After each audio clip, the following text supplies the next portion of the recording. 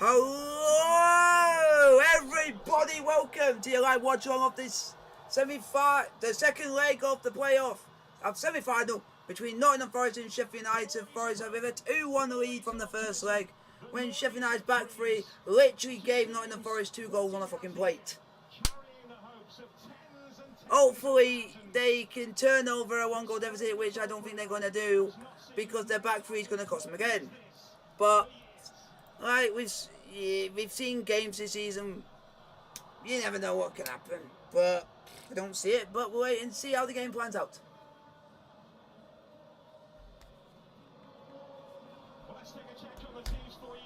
Let's give you the lineups while we are here.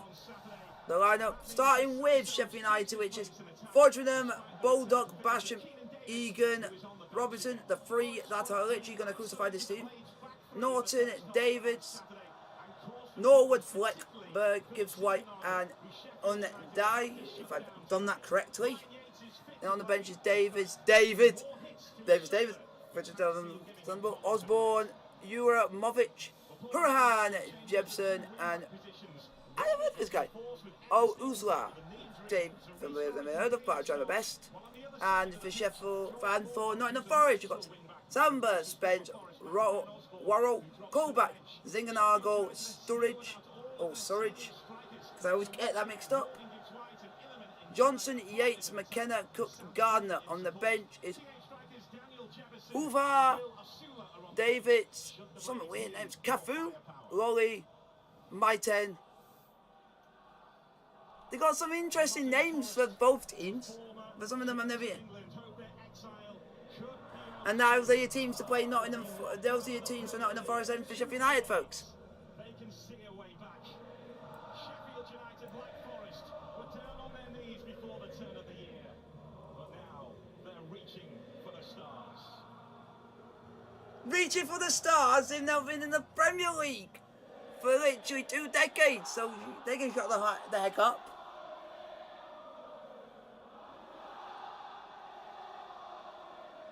No, that's Nottingham Forest, because Nottingham Forest have not been in the top flight since the 90s.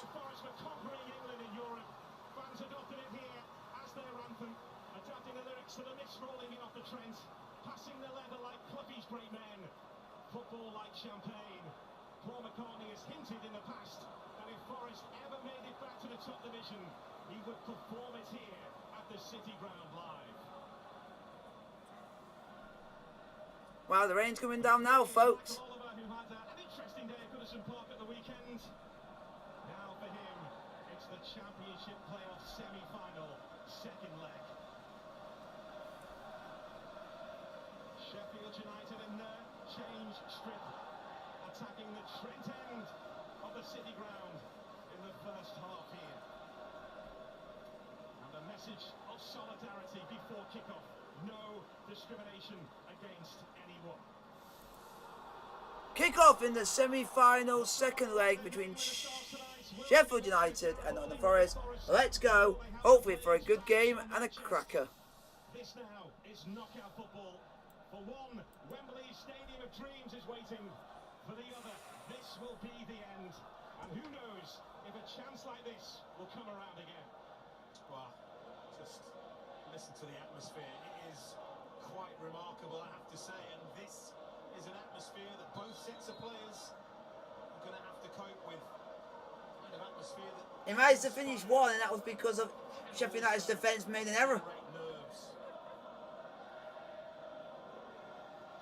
The City Ground is set out. Sheffield United fans are way to our right, playing their part, doing their bit. They are surrounded, but they will make themselves heard too, as they hope their team can Egan is playing. deficit. A wall of sound at the City Ground.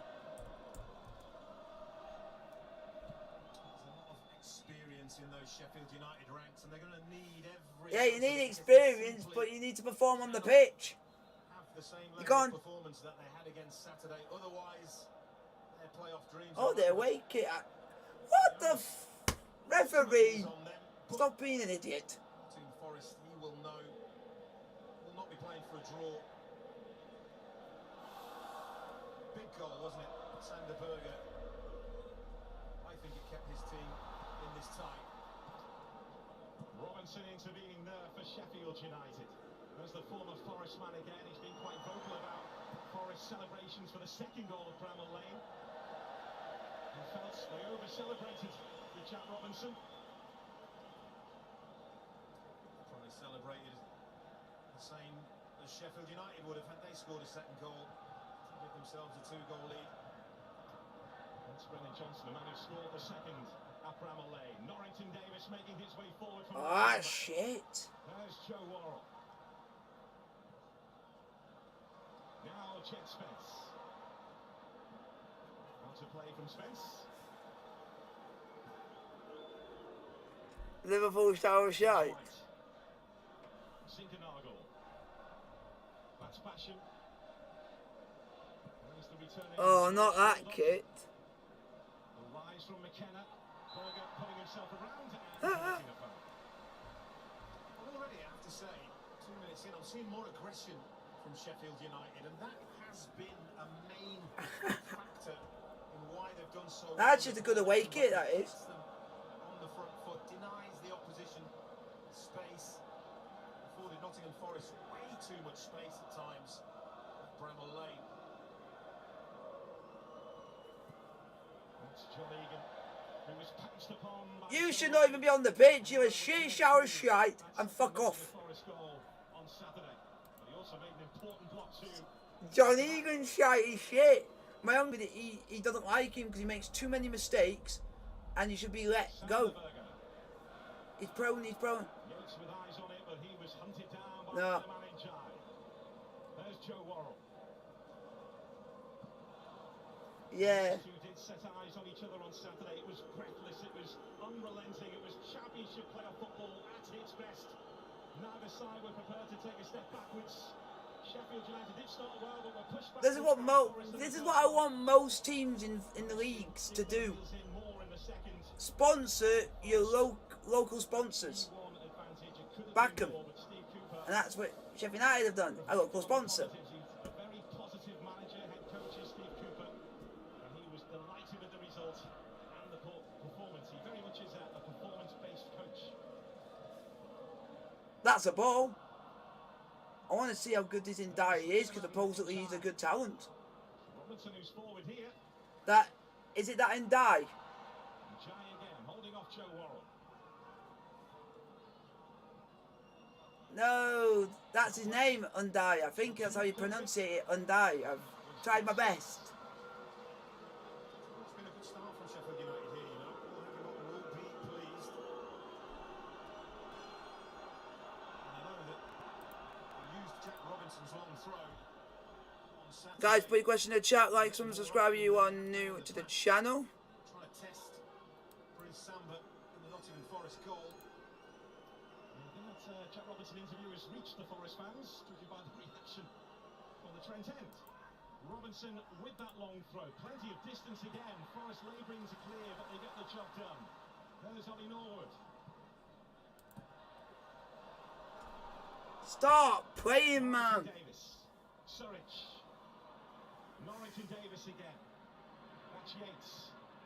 Sheffield United back in their numbers, and one thing that Paul Heckingbottom was disappointed about in the first leg was that Sheffield United didn't cope with Nottingham Forest's ability on the counter-attack. They worked on it, they put the hours in to try and stop that first pass getting through, but they simply couldn't deal with it on Saturday in the first half in particular. Absolutely, it was evident for all to see. United 6 minutes played, Sheffield United 0 and Nottingham Forest 0. Put your question in the chat and let me know who you think is going to make the EFL Championship playoff final.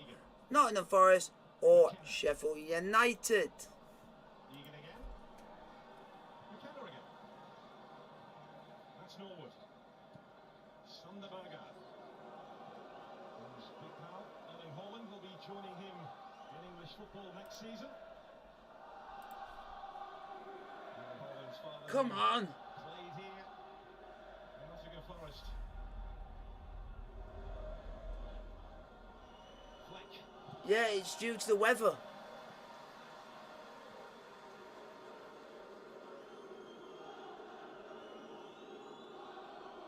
Because it was fine literally about 5 minutes ago, and as soon as it started chucking it down, signal just went a little bit different.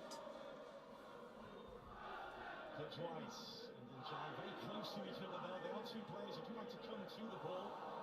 As we mentioned in the team, Don't give Johnson any time on the ball. Senior strikers, the likes of Billy Sharp, We know he can finish, but not finish as much as you hope. There is Billy Sharp, former Forest man, watching on. Why not start Billy Sharp when he's could be a potent goal scorer? Gibbs White and pairing them together and tweaking other players' positions around them. Spoke about the disappointment of Nottingham Forest to play the ball forward easily and frequently, and then those forward three of Nottingham Forest and Sheffield United ragged. Oh, you jammy! That was an off-foul ref. It was Norrington Davis who was making his way forward on this side of the pitch, but he hit the deck. He hit the deck because someone yanked him down, ref. Because of those injuries suffered to the strikers, they had to change their patterns of play too of Sheffield United. Sander Berger is being moved into a... Oh, someone voted for Nottingham Forest shite. The two front men.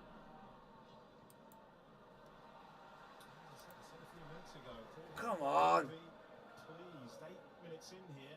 Can't remember Nottingham Forest being in Sheffield United's final third yet. Surridge. But it'll always be there in Premier League history. First goal ever scored in Premier League history was at Bramall Lane. So that'll never be taken away.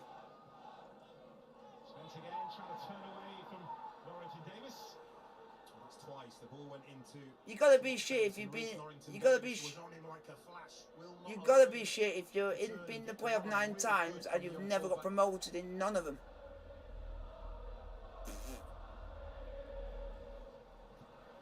The constant message from Paul Heckingbottom to his players in the last 3 days has been, don't panic, don't force this from the off. Clear heads are needed. You've got 90 minutes to try and turn around a 1-goal deficit, and he'll be delighted with his team start here. I would say, I'm gonna think. I would say if Leeds were to go down, I think they would come back up because they've got the players to do it in the Championship. Yeah. I would. This one's more of an if. Yeah. I would. I'm saying this if it because it still could happen. If Everton were to go down, they would definitely come back up.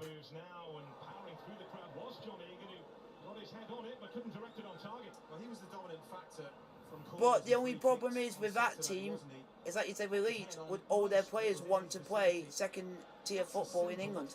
No.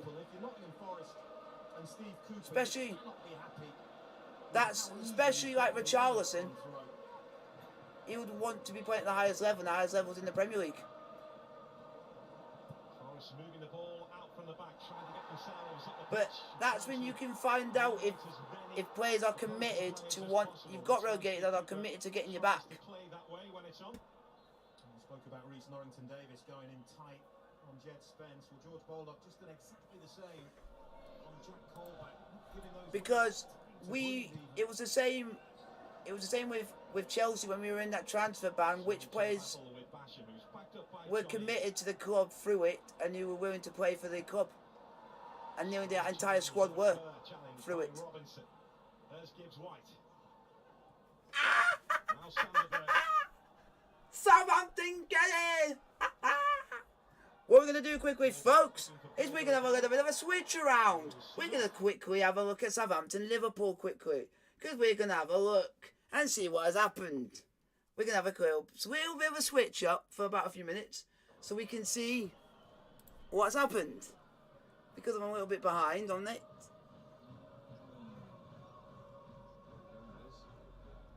But I will let you know it's still Nottingham Forest 0, Sheffield United 0, so hopefully we don't miss anything. Just to let you know, just so we can give you a bit of heads up when it happens. And I don't... Oh. Ugh. That is disgusting.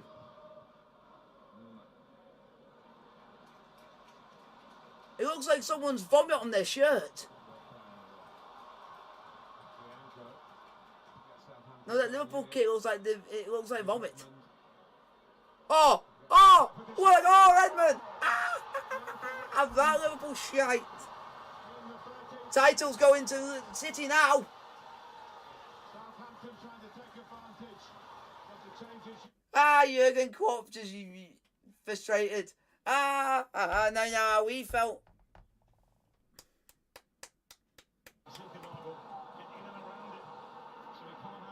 Oh, if you get the ball right, the ball right. Oh my God! It's like, oh, you can't. Thought it was going to be 1-1 there. Thought it was going to be 1-0. Unlucky. That was a good counter attack, but just how on earth could you not bury that? Even I could have buried that. They're very passive.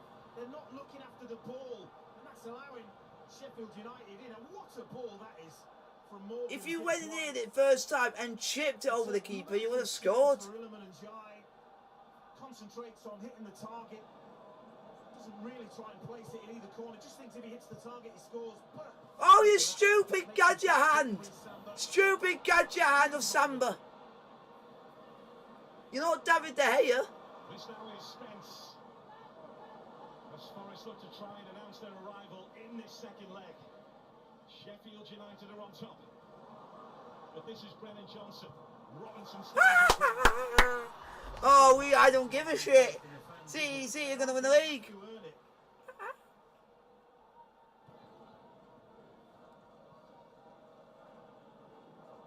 Zinchenko. Now Johnson. Not trying to help out. How does the referee see that? This is Zinchenko. Now Norrington Davis. It will be a corner and nothing more. Johnson walking over to Michael Oliver and inquiring. It didn't look like a penalty to me. No, Fleck prods the ball away with his right foot. It's a really good challenge from the midfielder. Just don't give any stupid penalties away. It's good night and get ready for next season. For your lot. Who's in double figures when it comes to assists this season. They're standing over this set piece. Worrell and Yates amongst those forward. Swung in by Garner, but comfortably away.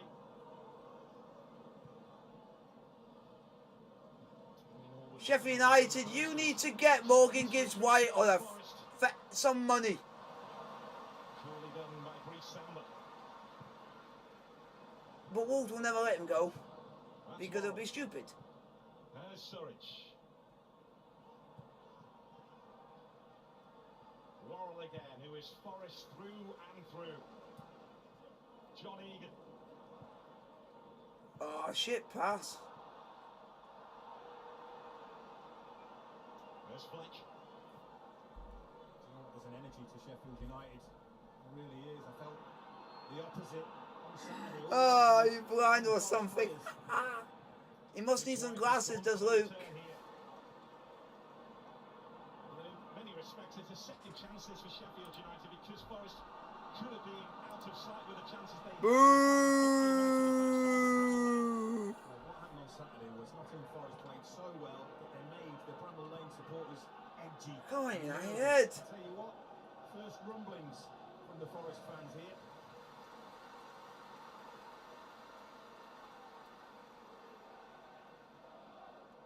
What a big moment. Got to credit the goalkeeper, but this is brilliant from Gibbs White. But I always think in this situation, hard and low. How on earth, Undad, you not score that? Even I could score that with my eyes closed. Samba spreads himself and makes a wonderful save. Undie.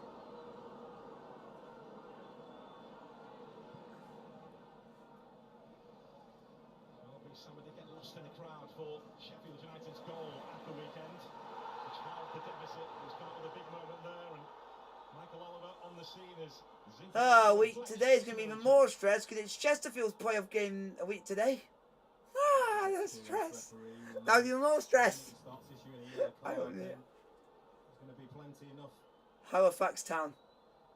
Really reflects momentum. Takes him into Zinchenko. Certainly didn't deserve a yellow card. Way! Disallowed goal by Roberto Firmino and by Liverpool shite. Disallowed goal by Roberto Firmino, but is it going to be given? Again, is standing over this free kick Ah, for ah. Forest. I don't know. Come up with something. Lifted beyond Joe Worrell. McKenna rising. Cook beaten to it by Norrington Davis. That's Basham. United, do you want to play in the Premier League or do you want to stay in the Championship? Chris Basham, Worrell, a little bit of a block in. You can see the Sheffield United bench below us trying to get a message on.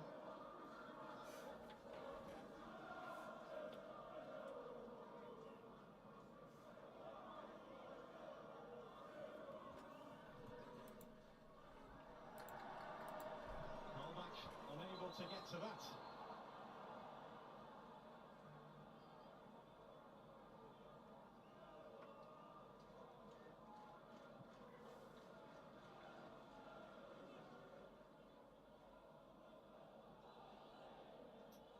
Steve Cooper lives in the heart of this city. He knows what this is doing to the city. The city centre's been awash with Forest shirts and Forest scarves since before midday, which he had seen on his own doorstep.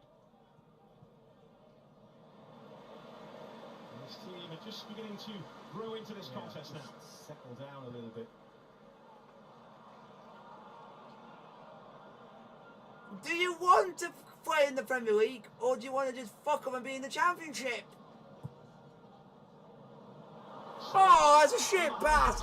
Fuck off. Fuck's sake.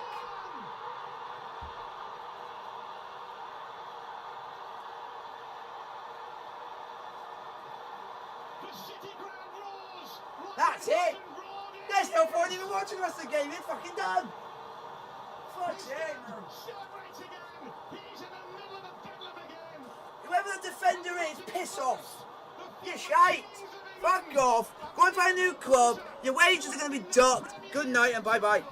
Brennan Johnson, right place, right time again. Well, they've just reaped the rewards of doing the exact tactic of Sheffield Nottingham Forest did bog roll in that match. 1-1 ball and it works. And the ball in the channel behind. It's a absolute perfect. Gets his head Oh up. my God. It's absolutely brilliant from Sam Surridge here.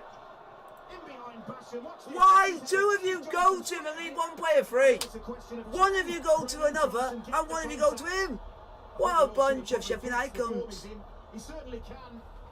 What a goal from Nottingham Forest, because Sheffield United had come here and caused them problems, but that Yes, and it's one of the three defenders which cost him in the first leg. Repeating itself, because here's now David Johnson as the only Forest player to score in both legs of a semi-final. So basically, out of the whole entire spine of their team, their shittest part of their team is their back three.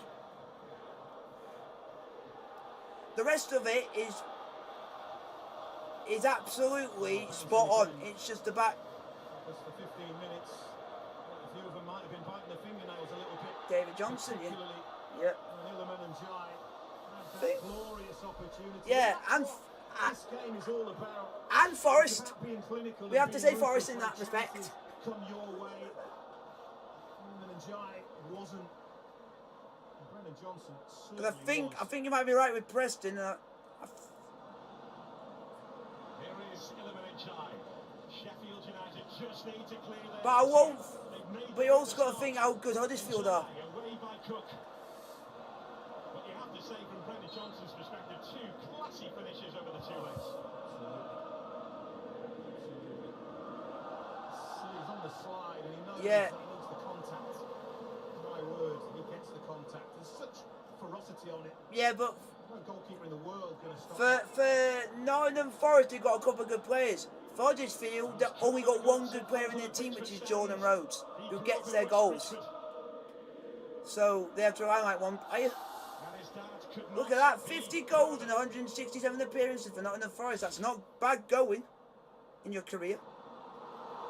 Surridge, who created that goal. There's Jed Spence. Oh, he played for Surridge Funnily enough, this guy, his dad played for Sheffield United, so he has connections to both clubs. I didn't know that. I didn't even know he played for United. the next 5 minutes for Sheffield United. I've learned something new today. Two But Sheffield United, you're playing wank. retrievable. third. Hope you two have a bad summer. I hope you cry over it.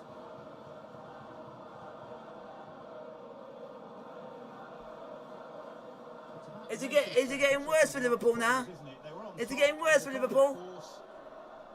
And then one Oh, it looks like it might be 3-0. really Ah! good pass, bit of vision, emphatic finish. If it's 3-0 Liverpool, Nottingham Forest. Yeah. God! Oh, for God's sake, boys! Stop! You absolute pricks! They're playing absolutely shit. They don't deserve to be in the playoffs playing like this. He was all with Sheffield United. It's changed, and it's amazing what goals do on the front foot now. What goals do? Sheffield United don't even look like a goal's coming from them. They might as well just stayed in Sheffield and never came. And Forest, as we've spoken about already, are a team who can be deadly on the counter-attack, so having a lead and inviting the opposition on could suit Forest, but Sheffield United have to find an answer. Oh, he's moving. Oh, Southampton. Oh, Southampton. There's John Egan. Called by Zinkernagel, was he? The referee looked like he played the advantage. This is Baldock. Every challenge, every block. United need to get your head in the game, or you're going to get an absolute bullet. Going to get an absolute hammering.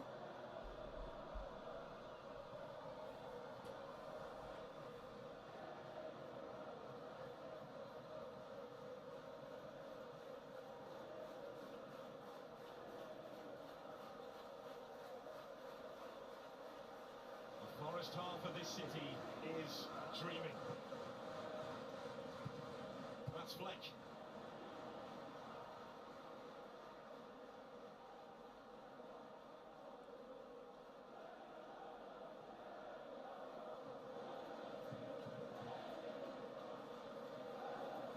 There's Robinson.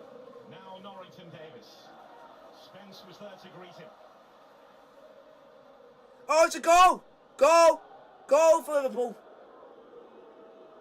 Yep, Miramino. Successive season in the playoffs for Steve Cooper. Twice with Swansea when Yeah, but a draw's not going to be enough for Liverpool. the budget on 2 occasions.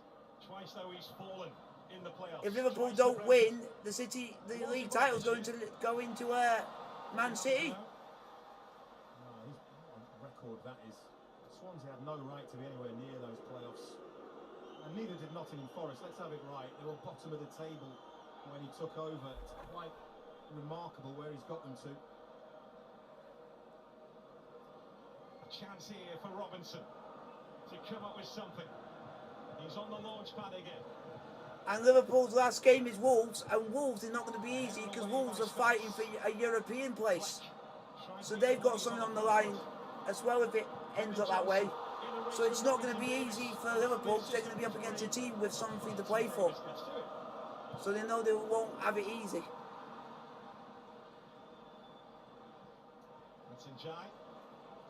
When Man City got Villa, when Villa don't really have anything to play for. So you would think Man City would win that, but oh, Fleck has given the ball away. Johnson is still down. injury. Injury. There's an injury to Nottingham Forest. The small of his back. This is McKenna. Norrington Davis.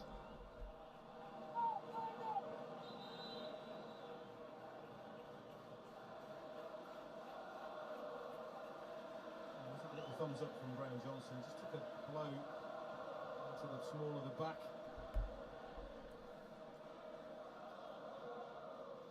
I thought he'd injured himself trying to outpace the assistant referee, Brennan Johnson. It was a long way round, wasn't it?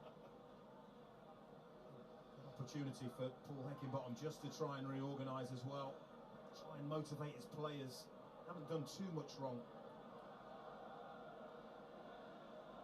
What the fuck? Some famous faces. Wow. So Joe for Root, Sheffield United fans.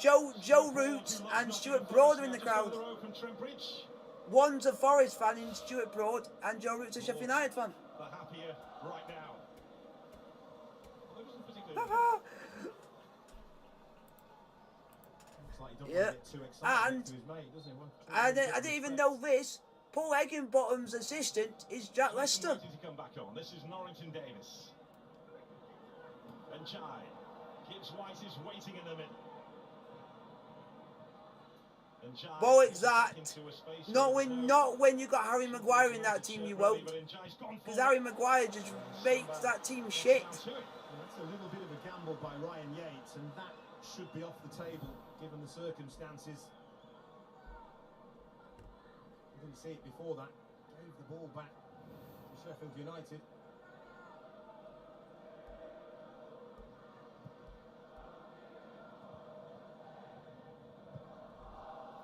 Surridge. Colback. John Egan.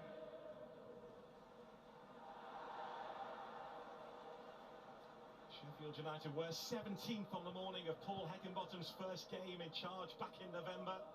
Nottingham Forest were above them. There has been some turnaround under Paul Heckingbottom, and Sheffield United need to deliver a turnaround here in this playoff semi-final tie. What a job Paul Heckingbottom has done. Maybe gone a little bit under the radar because of how sensational Steve Cooper has done. But Well, it looks like Chelsea are interested in someone from the Bundesliga, which I'm a bit surprised about. Stunning for all four of them. That won't be any consolation. We're interested in Christopher Nkunku. Gibbs White. Yates was after him. Yates got to him. And Surridge again. Imagine us getting him. That'll be some signing. Surridge trying to find the gap, but the gap wasn't there, and Basham deals with it for Sheffield United. So we're interested in him, and we're interested in Lewandowski. So it'd be like we would have to spend so much just to get both. Lost 42 of 67 league games from the restart in June 2020 to Paul Heckingbottom taking charge. So that is the losing mentality that he and his players had to turn around. Let's pick the club up off its knees. Isn't going anywhere fast.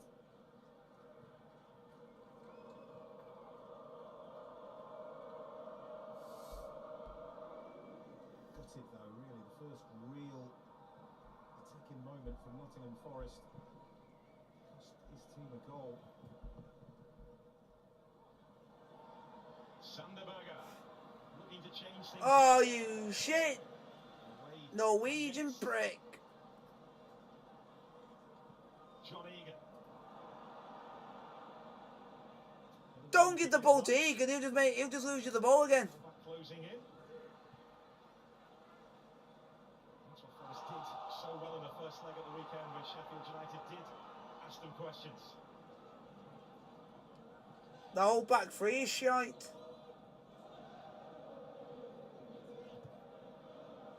Gibbs White into the path of Baldock. Sanderberger delivered the cross. Spence gets there ahead of Norrington Davis. As Johnson, who was... That's not a foul, ref. Fuck off. Johnson's making a meal of that. Get up, you big girl's blouse. Michael Oliver being very lenient here. You're a defender and you go through the back of a player like that and don't get the ball and get the man. Very, very lucky not to see a yellow card. Right foot look. Ah, big girl's blouse. Brennan Johnson. What? Johnson back on his feet, but Jack Robertson has done well under Paul Heckingbottom. He's playing with confidence. Enjoying being part of that Sheffield United back three. And right now, part of a team that have to try and find a way back into this. Come on. Steve Cook. Spence holding. What a power of shite. McKenna. There's Jack Colback. Zinkernagel.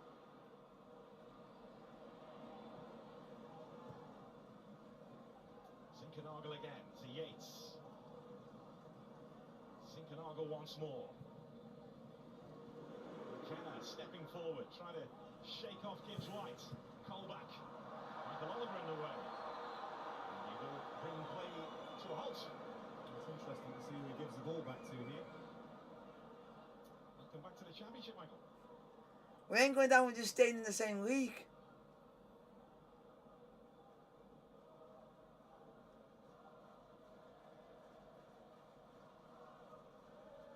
It's been a whirlwind start. Nottingham Forest. They've been in League One and they were in there for 5 years. They haven't done too much wrong here. Just the goal and then that next 2 or 3 minutes to clear their heads. And we all know, we saw on Saturday, when there's a 2-goal margin, if Sheffield United can get the next goal in this game, and the pressure's back on. Jack Lester! Jack Lester, you're a legend, and always will be a legend. Jack Lester and Paul Heckingbottom are in conversation. Stuart McCall on the scene as well. Some great characters in there. Paul Heckingbottom, who worked under Stuart McCall at Bradford, he loved Stuart McCall's energy, so as soon as he took the main job here, he wanted Stuart McCall to be... I won't be surprised if he's at the second leg of Northampton versus Mansfield to watch his son.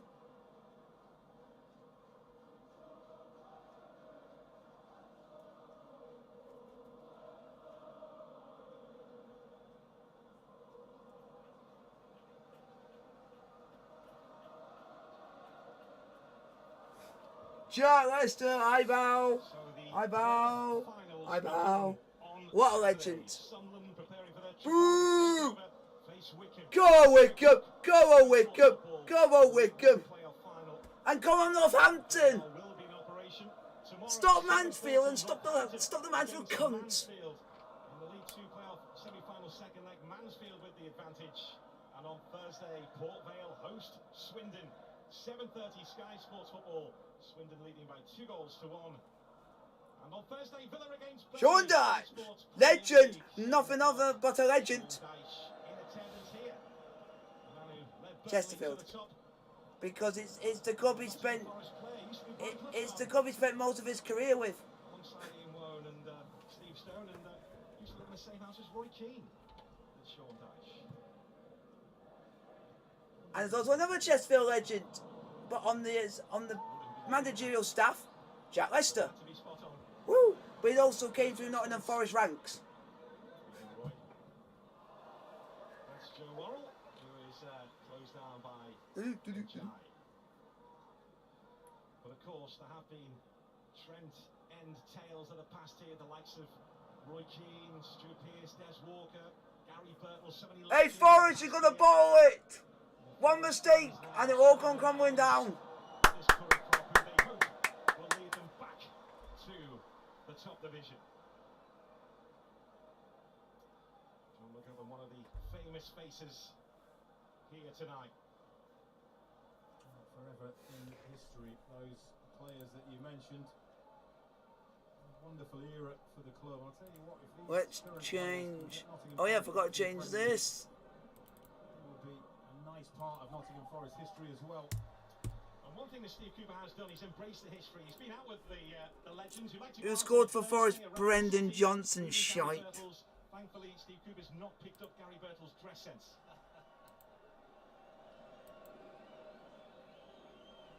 Looks like a lively shirt. Sheffield United with work to do here as Forest tiptoe forward.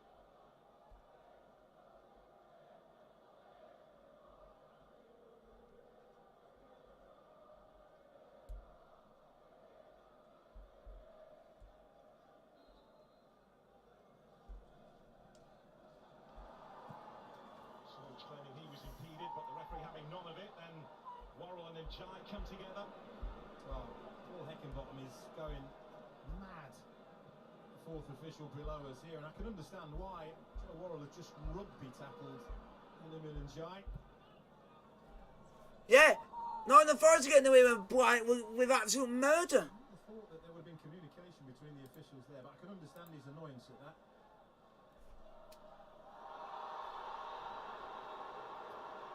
Well, something's happened off. Oh, it's all kicking off now. Brendan Johnson racing over towards Paul Heckingbottom. The benches have cleared.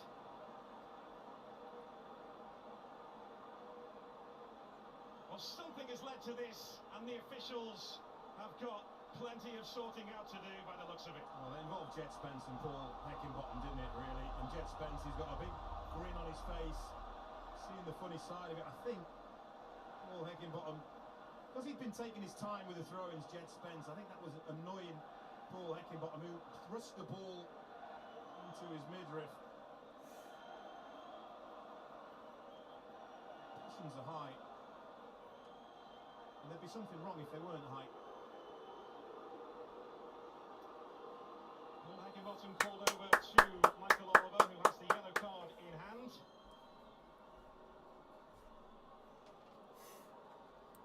He is normally such a cool, centred, calm character, Paul Heckingbottom. A hand of apology there from the Sheffield United boss. The card is shown his way.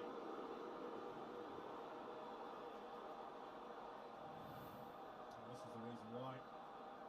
Seeing Jet Spence take his time, it's a little bit over-aggressive frustration, invokes a response. Even Burnley, with that boot on his leg, even made his way across to get involved. Just seen Joe Worrell and Ryan Yates just having a word with Jet Spence. Round two between the two. This is the playoffs, and they mean everything. If it means everything, stop fucking playing your team in black. Jet Spence urging the Forest fans to raise the volume down below us. He's fired up. If I was a United player at half time, I'll get stripped, get your clothes back on, and fuck up out to Sheffield.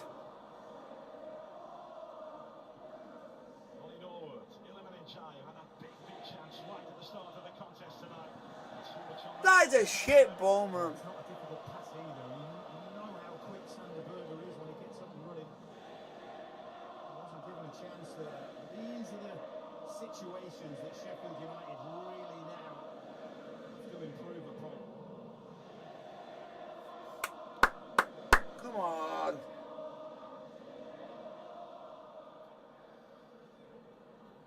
The life of a football manager. Paul Heckingbottom wasn't happy at the amount of time it was taking Forest to take that throw in, hence the reaction there to Jet Spence. And all that followed.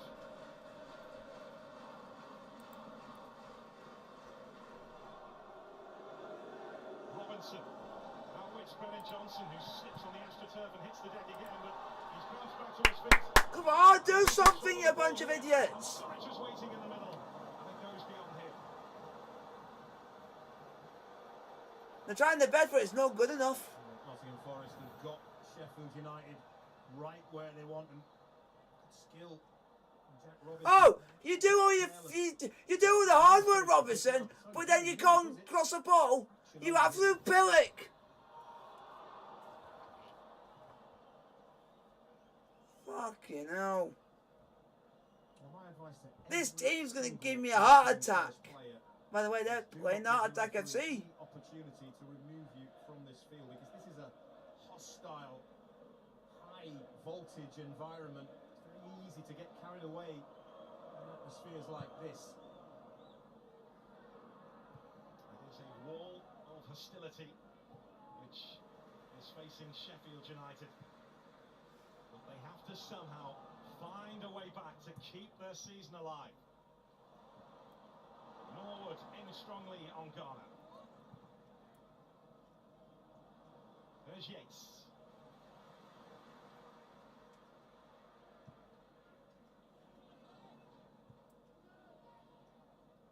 McKenna. Now John Egan. Don't say that cunt's name, that guy's shit. She's not playing that for this club again, and fuck off.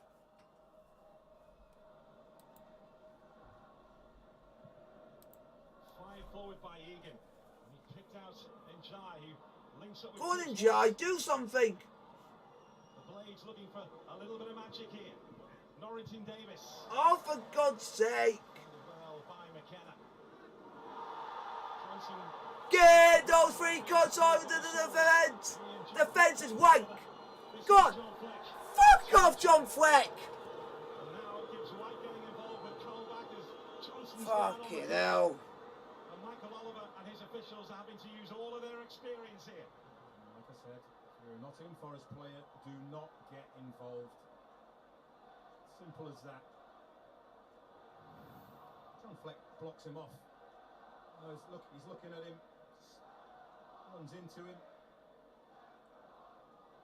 I think that's a bit of experience, really. I can understand why the referee doesn't give a foul. Yeah. For that. And Gibbs White and Colback. No, what he did is if you know the game and you know some tricks that you could do, he did it.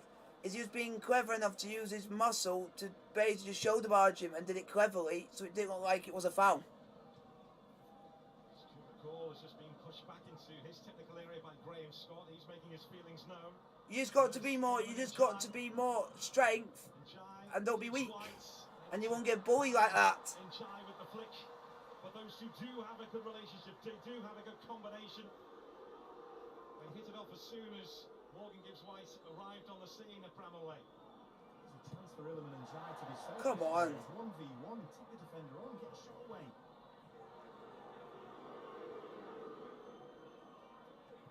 Norrington Davis. Have a shot! Norwood. Oh! Was moving.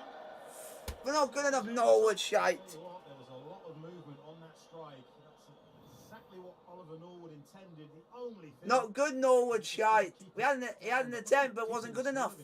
Too high. Ah. He's playing as the deepest midfielder.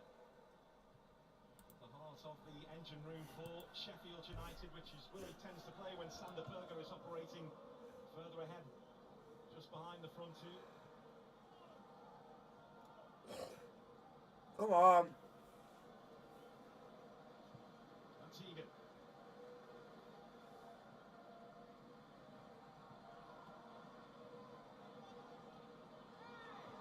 That's not a foul. That's not a foul, you absolute prick. Forest free kick, despite the protests of Gibbs White. Every decision has been... Referee, do you need some glasses? Go big savers. As well as the players, he wins the ball back there. Is there contact? Certainly the assistant referee thinks there is. He's claiming that there is no contact.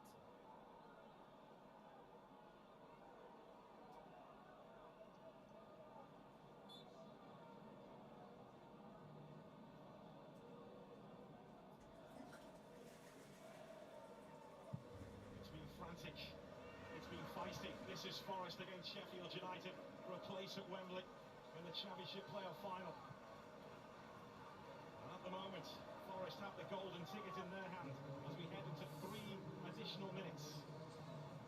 For Sheffield United, you've got to believe there's still plenty of time in this match to turn things around. They've got that second half goal scoring record as well, haven't they? Do most of their damage in the second half. That from Robinson gets beyond Norrington Davis.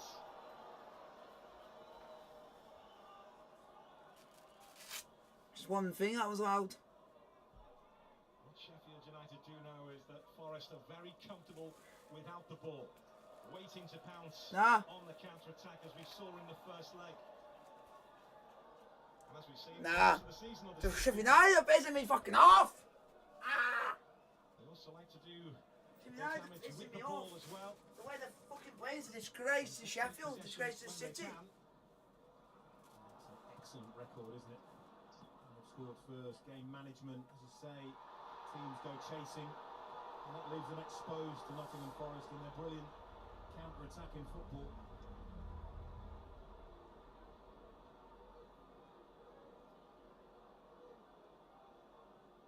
Well, can Sheffield United make one of these count just before the break?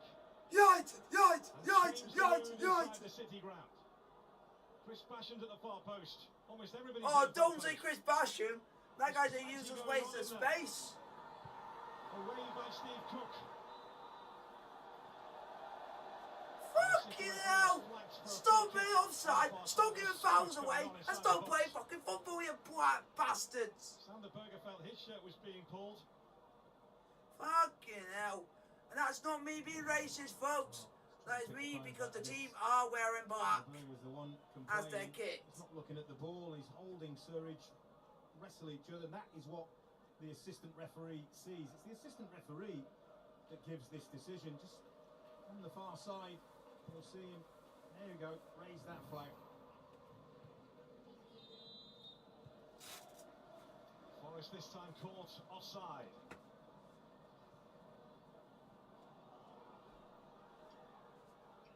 Here comes Sheffield United again with Basham. Oh. Robinson. Norrington Davis having to adjust. Spence was right on him. Here is Jim But that's Spence, them, tries that's... to move inside. Brennan Johnson. And that's straight into the hands of Wes. Yeah, I know. That's why I said it's not me being racist, it's due to the colour of what they are wearing as a kit. A great touch on Gibbs White. And Giles up. And that's a foul. Cut goes in low. Yeah, I do apologise if anyone's offended by that, but you got to understand, if you're watching the game, you know what I'm on about. Because one team's wearing black, one team is wearing red. So if I say anything that refers to the colour black, it's referring to the kit the Sheffield United are playing. Because I would never be a racist, because I've been taught by my own father not to be like that. On the pitch here as the Sheffield United players and staff make their way down the tunnel. At the break, Forest 1, the Blades 0. Boo! United shit! United shit! United shit! Screwfix Sprint sponsors Sky Sports coverage of the EFL. United shit! United shit! Yeah, and you know what's funny? Sheffield United players are going to run straight down the tunnel. The Forest players have decided we're not going down the tunnel yet.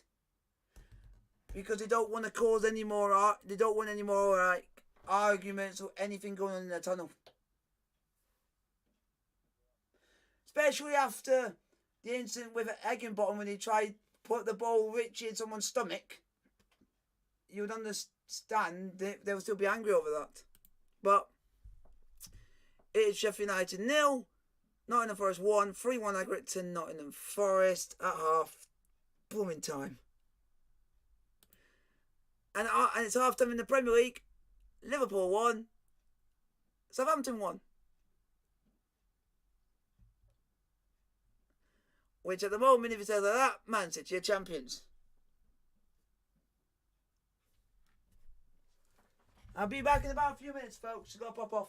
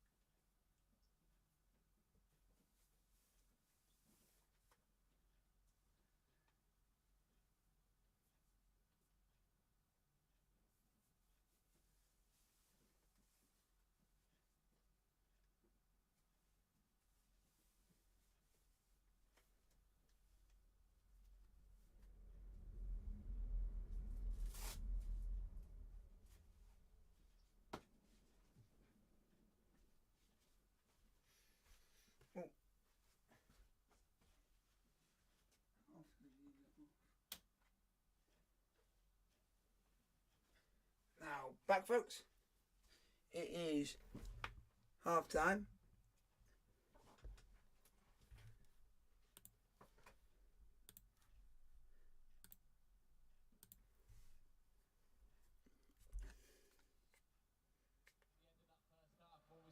Steve Cooper just pump the brakes with his side and not follow Sheffield United straight down the tunnel. Does that take the edge off it a little bit? Definitely. No need for Nottingham Forest to get involved with this. Brennan Johnson runs over to Paul Heckingbone. Stay away. You're in such a good position, and that's what Steve Cooper said. Don't change the way we keep playing. Keep playing the balls in the channel. Don't play into their hands.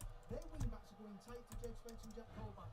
That happens. There's got to be space. Don't get caught up in it. No red cards. 45 minutes away from the final of the Championship playoff. Keep calm. Keep doing what they do. Succinctly put by Michael Dawson here on the banks of the River Trent. It's that star man Brennan Johnson, Nottingham born and bred. His 19th goal of the season. Watched on by his family as Michael Dawson says, Nottingham Forest 45 minutes away from Wembley.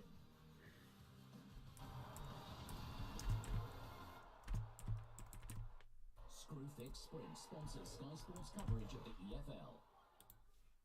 Guys, tell me what you guys think of the first half.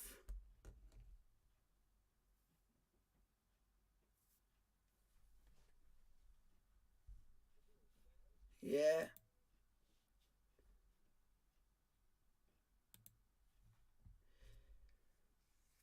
And if you guys like the stream, hit the thumbs up button. Don't forget to like, sub, and subscribe if you are new.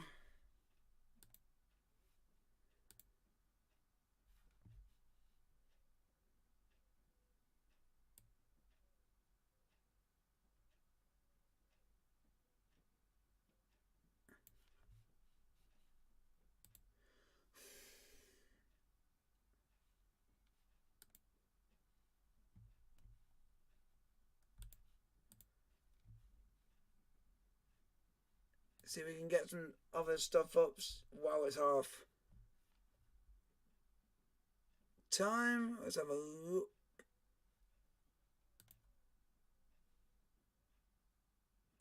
It says here that a Liverpool defeat would hand Man City the title. And only a defeat.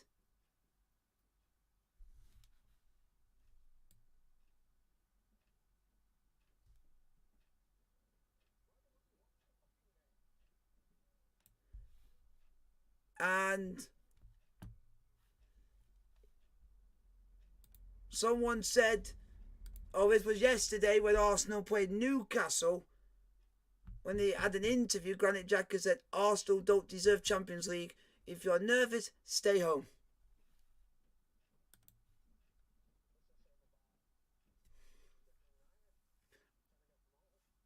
Yeah, but Arsenal literally had it in their hands, lost one game and literally lost it the next game later.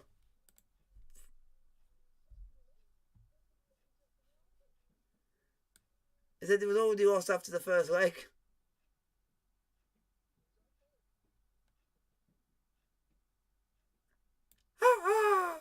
And Brendan Rodgers has come out and said that Vardy is a Premier League icon.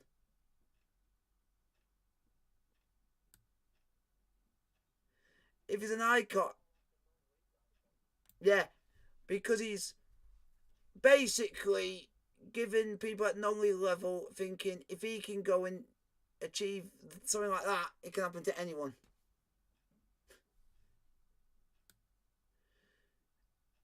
You just keep, yeah, you just continue in what you're doing, and if you get better and better and better, and you're just scoring goals for fun at one particular team, then you never know what could happen. You could have the right person could be there watching you at the right time, and then you could get picked up.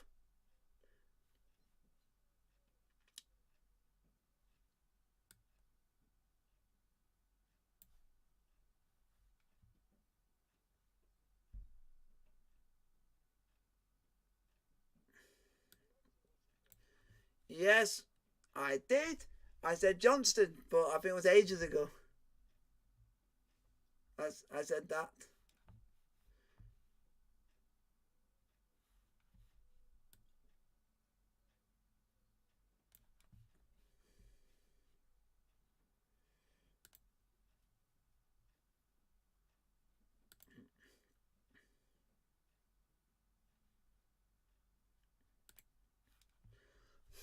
Quickly checking on some, just to give us some thing to do during half time, seeing what the sports news as to obviously if there's anything interesting. But it's like there's nothing at the moment because I'm also just waiting for second half to kick off.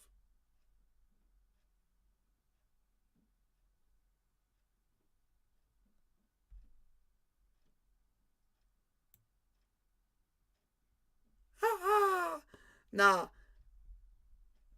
this is the most stupidest question I've seen anybody ask. And this is coming from Gary Lineker, Michael Richards and Alan Shearer. Could trophies be on their way to Spurs at last? No.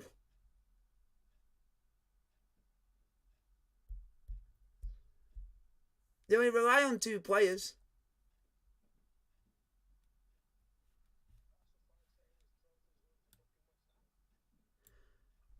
Everybody thought the Europa League could be for West Ham, but then Aaron Cresswell got sent off and it was over.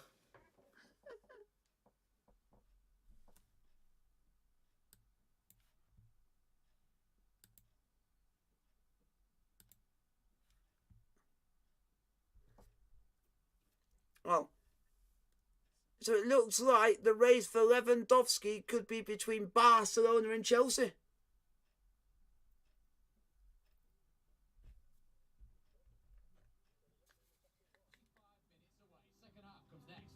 I have no idea. I'm just trying to see what else. And I have no idea. Wow. Nah. Oh, so I'm about to say something, but I'll wait and see what you got to say. You might think this is stupid. Newcastle looking to take Roma boss Jose Mourinho to St James's Park this summer. That won't work because he will not manage Newcastle. They're too low down for his standard.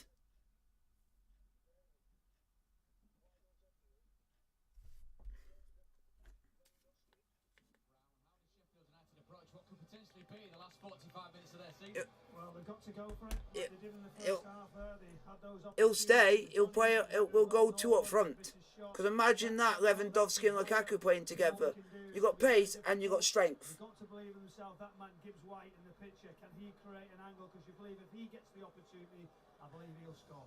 Fair to say, Michael, though, Forest didn't start the first half overly brightly, did they? Will that be something that Steve Cooper's addressed at half time? Well, you won't want them to start the second half the way they started the first 15 minutes. Wow. Barcelona want to get Rafinha from Leeds. Fullbacks of Sheffield United got tight to the wing backs of Nottingham Forest. Colback, Jed Spence gives the space in behind. Don't disappoint our centre forwards. Keep playing it in behind. Keep playing it in Brennan Johnson. They're causing the defenders problems. Don't change it. Don't complicate this game. It can be easy. It was easy at Bramall Lane. And when you do that, Michael Dawson shite. More opportunities. But Sheffield United started front foot. If they score a chance, it could be completely different, isn't it? We're talking about concentration. United shite. United shite. United shite. Teams not emerged as yet, Michael Brown. Can you see a reason why? Because they are shite. They can't even pass a ball. They can't string a pass together. Crossover in that tunnel. They've got to be delighted, haven't they, where they've set themselves in this tie. They've hung in there. They defended well. Limited Sheffield United only to a couple of opportunities. Wow. It says here that former Arsenal and England defender Sol Campbell is set to be interviewed for the Queen's Park Rangers manager job. On the Heroes as they emerge for the second half. A goal ahead on the night, 3-1 ahead on aggregate. That man has scored his 19th goal of the season here tonight. Let's get the now back to our commentary team. Doug Goodman, Gary Weaver. Yes, thank you, David. As Mull of Kintyre rings out around this place again.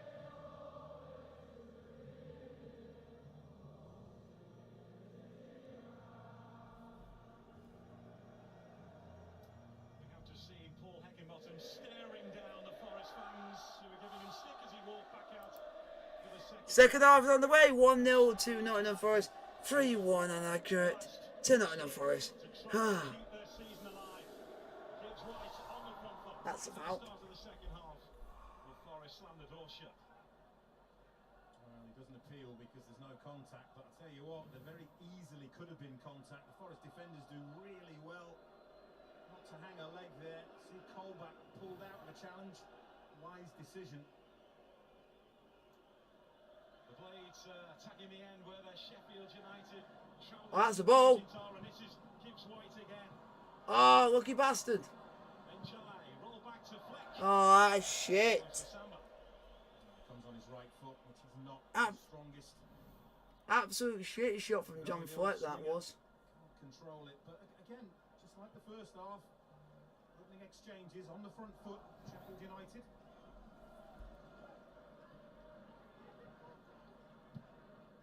Just get the ball up to Gibbs White and he'll just do the magic. Jai giving chase to this. Worrell sliding in. And making contact with the ball. And Jai stays on his feet. 'Cause he's their main player. Berger. Oh, Berger. Berger. Oh! It's forced. That's game on. Morgan Gibbs White. Gibbs. But there's no need to be happy yet because you're still one goal behind. They are not walking away. Do you like mushy fish? Yes, I do. Sheffield United have done to Nottingham Forest what Forest have been doing to Sheffield. I like if you put it with fish and chips. Way deeper than his centre-half partners. And Morgan Gibbs White scores. Get in. But from here, Game on. Nottingham Forest, well, they have to do better. Look at Gibbs White. Game on. McKenna doesn't know where he is. Hopefully now you shut up, you Nottingham Forest gits. It's a really difficult Disrespectful finish made gits. to look easy. Game on. Just Get the ball to Anjai. Get it to Gibbs White and they'll just do the business like they just did there. 1-1 on the night. One goal the difference on aggregate now. Just don't bottle it now. I actually would love to see how both teams are good. See how good these players actually are good at penalties. Berger. Because I've never seen a championship player go to penalties. And Sheffield United had a corner. Time for calm head. I've seen one, but when Huddersfield beat Sheffield United on penalties, and a guy called Stephen Simonson who used to play for Rangers, he skied it over, and then his career basically ended. To lift the roof off this place.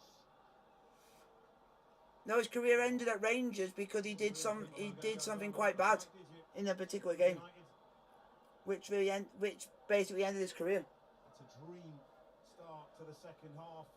No, he just acted like an idiot.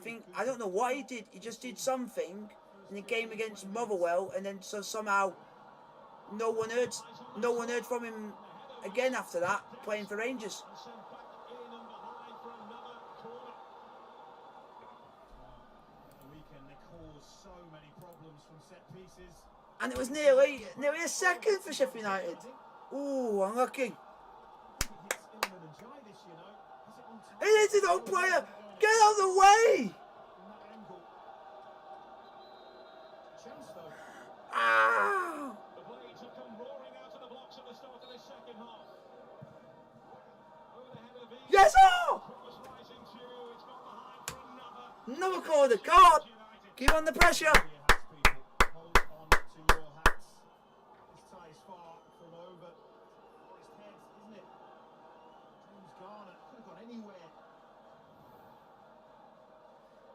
Get it on your head. Anyone in a black shirt.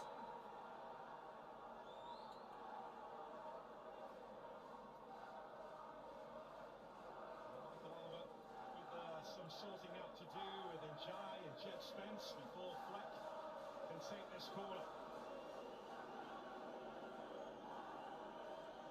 That's a player I think a big club could go in for him if because he's been playing well for Sheffield United, scoring wise. I think he could get picked up by a big club. Got him again.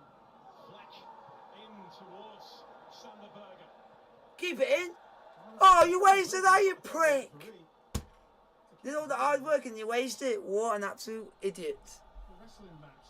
It's a mismatch physically. James Garner is doing the best he can, but look at him with his arms all over him. That's a penalty, ref. Sander Berger, you That is a penalty to Sheffield United referee. VAR. They are going to in the final. Sheffield United do feel that Forest are very good at doing at set pieces. Forest in particular have a wonderful record at defending corners this season. Come on. Just keep pressing and eventually you'll get an equaliser in the tie and make it 3-all. If you guys to the stream with the like button, don't forget to like, subscribe if you are new. John Egan looking to rise for that. Basham in the mix. That's Zinkernagel. Boo! Another set piece for Sheffield United as Norwood picks himself up. They've lost their heads a little bit here. Discipline, they haven't really recovered from conceding so early, but that's a silly challenge. That is a foul. Needless Oh challenge. God! It took Norwood right The out. blades made in the first half, except this time they've taken their chance.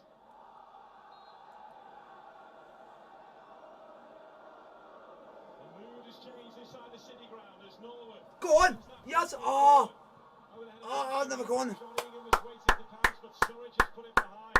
They're winning every first contact from every set piece, and if you're Steve Cooper and Nottingham Forest, you've got to be really concerned. They've got such a good record from defending set pieces as well, Forest, but they are being dominated aerially. But attacking set pieces is something that Sheffield United have worked really hard upon ever since their frontline strikers were all injured, because they have to take advantage of these situations. Go on, that's the ball. Swung That's the it ball. Bodies hitting the deck again. It was Robertson who got to it. That was a shit header. He was Shit header. This game's actually quite nice. 7 minutes at the start of this second half. He must be absolutely delighted. He would have There's only one type of fish cake. a rallying call at half time. Of course he would have, and he's got the response that he was after. I like fish cake depending on how it's cooked. Morgan gives White a player who is well known to Steve Cooper. Played under him at Swansea last season until he got injured and had to head back to Wolves. There's no doubt that Now, if I have a fish cake, I won't get it from a fish shop. 'Cause it'd be too greasy, and I don't like that. Puts me off. I'd rather just get it from Tesco or Tesco's. struck against Steve Cooper's side to reignite Yeah. Sheffield United hopes. But I get it from Tesco's.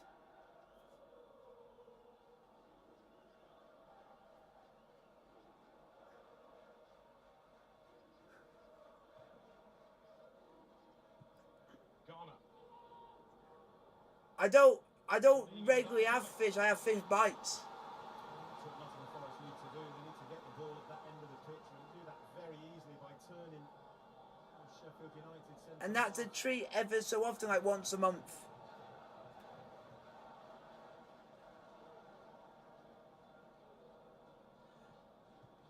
Oh yes, I love myself a good old curry with a bit of spice to it, but unfortunately, Egan.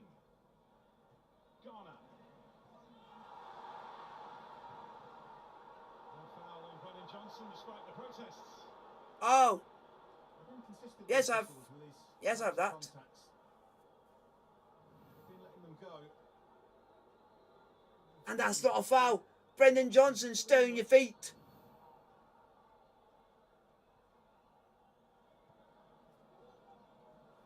I get gravy and I also get mushy peas.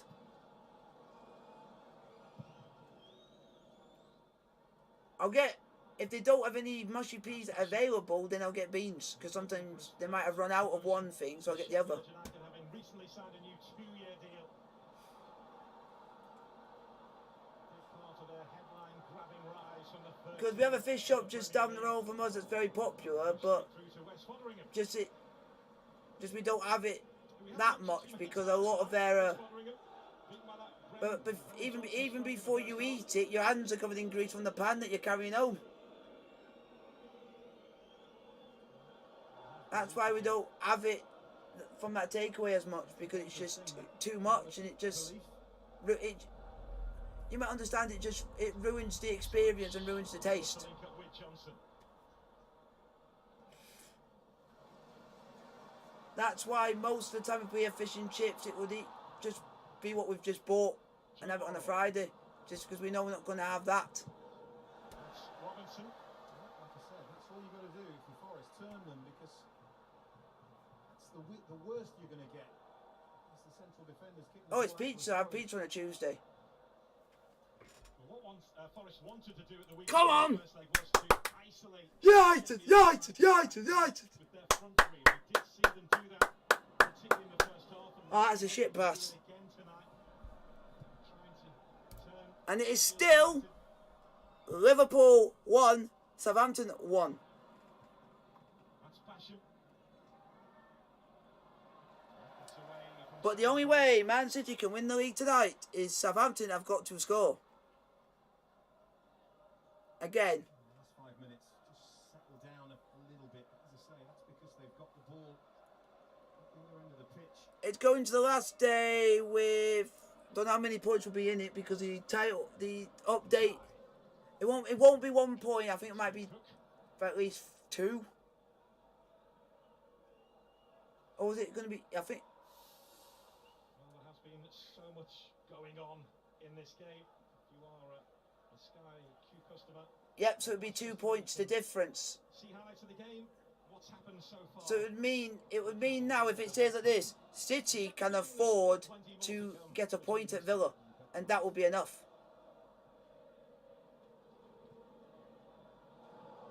But I don't know if it's going to come down to goal difference. That's going to be the main issue. Would be the goal difference side of things. With his run, penetrating. Very strong challenge on Brennan Johnson. Yeah, because that one, Give the free kick. because of how close it is, that's what's going to make it interesting. We've been nibbling at So so it's yeah, it's 3 points in it. A point would be 2 points in it, and Man City on 72 goal difference, Liverpool on 65. So Liverpool would have to score literally a hatful against Wolves to even win the league if they can't fail to win this, which is going to be impossible. A bit of around about £18 million, which was knocked back earlier this season. They would have to win like 7 or 8-0. Paul Heckingbottom will be absolutely thrilled with that. This 5 minutes has And been we're 10 points behind Liverpool. looking to go again. Or 7. Oh yeah, we're 17 points behind Liverpool. Not threatening at all.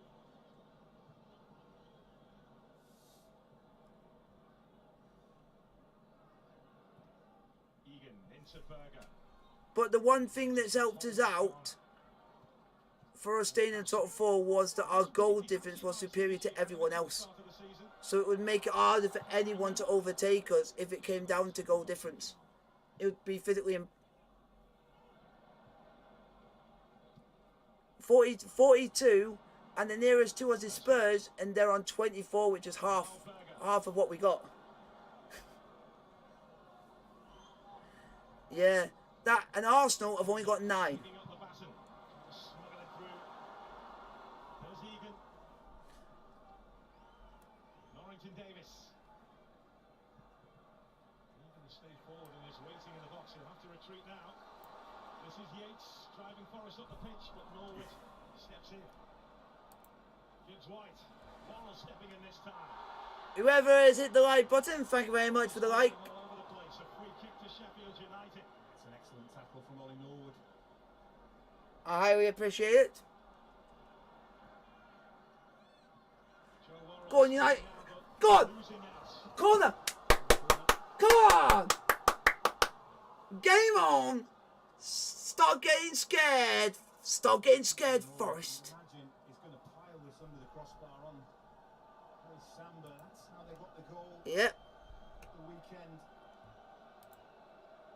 Yeah, John Egan was causing huge I'll put- problems at you're the welcome. weekend from Sheffield United set pieces. As I mentioned before, they've really emphasised work on those set pieces in recent weeks. Basham is free at the near post. That is not a foul, ref.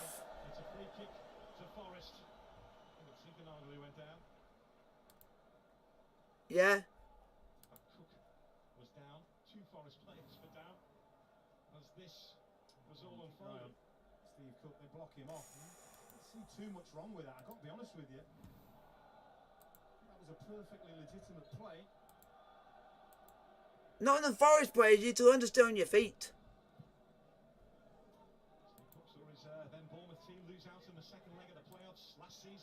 Here we go. In the playoffs to go into League 1, it is Sochaux 1, Paris FC 1. I just wonder whether Steve Cooper is going to think about Keenan Davis. One of the problems that he has caused Sheffield United in previous games. Yeah, imagine that.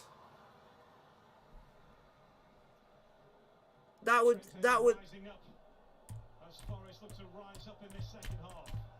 And I've actually done a career mode with Paris FC and FIFA, so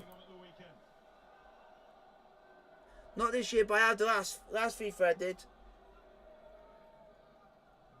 So basically, it's 4th versus 5th when in the playoffs, and that's 1-1 at the moment.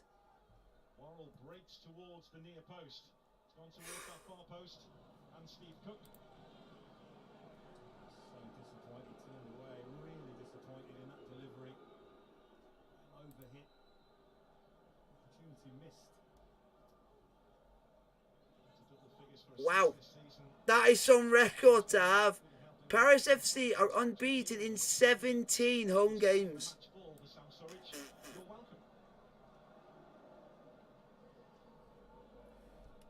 They won 1, but they also missed a penalty and also are down to 10 men.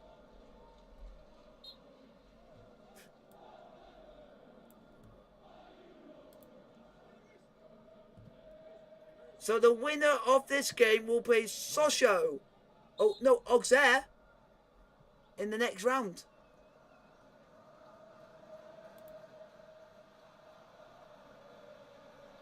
The noise rises up again here. I'm hoping Rangers do it, but I just don't see it because how good Frankfurt are.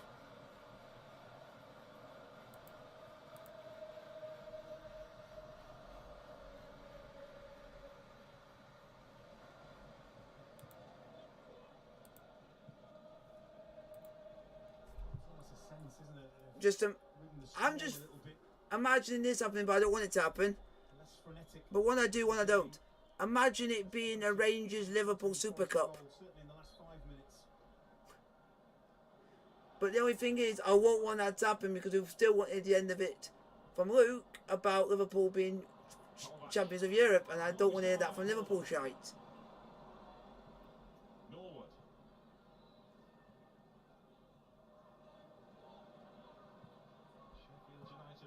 Yeah. And also, I don't like Liverpool fans have got more of a hatred for what they did by booing national anthems, which made them more of a hated fan base.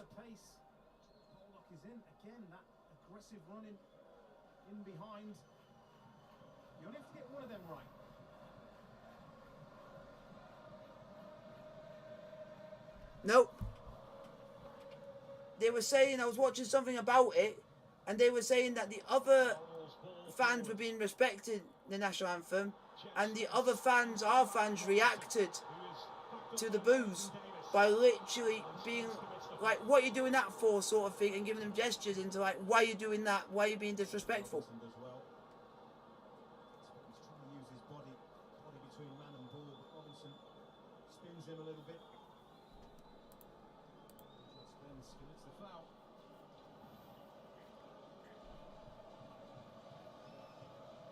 Oh no, it's the one player you don't like, Joe Matip.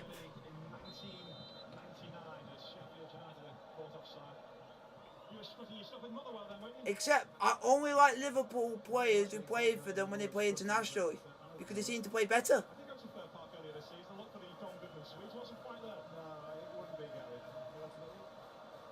Except you're Man City, you're good playing for your team as you are for your country.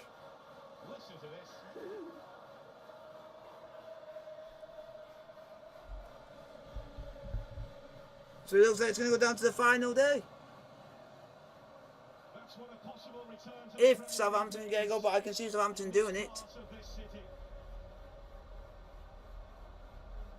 been a long exile, hasn't it?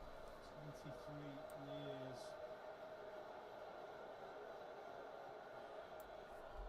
Yeah, and the good thing is, Thomas Tuchel wants to use Conor Gallagher next season, and he also wants to use Brozier next season. And that's due to how good they're doing on loan. So it's like it's rewarding them for having a good loan spell.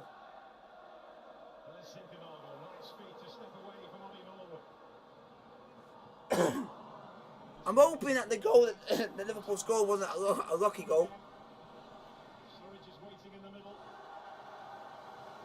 Ah, what a name! Joe Matip's full name is Joel Andre Job Matip.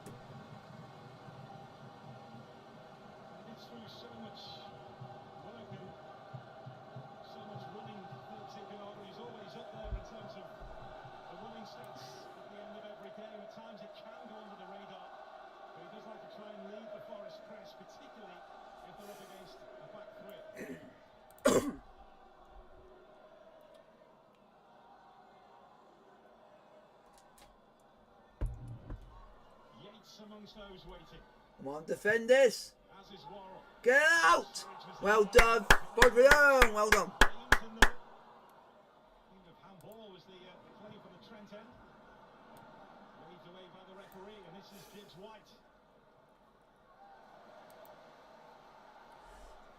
Wave that away instantly into a dangerous area. Can't see anything there. Absolutely not.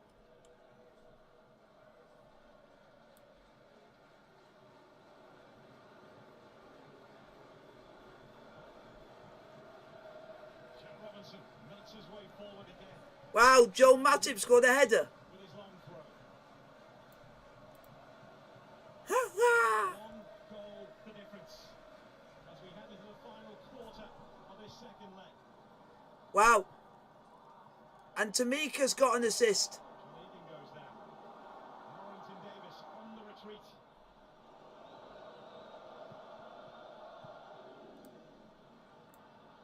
Yeah, it was his corner that, and he just got his head onto it. To Norrington Davis.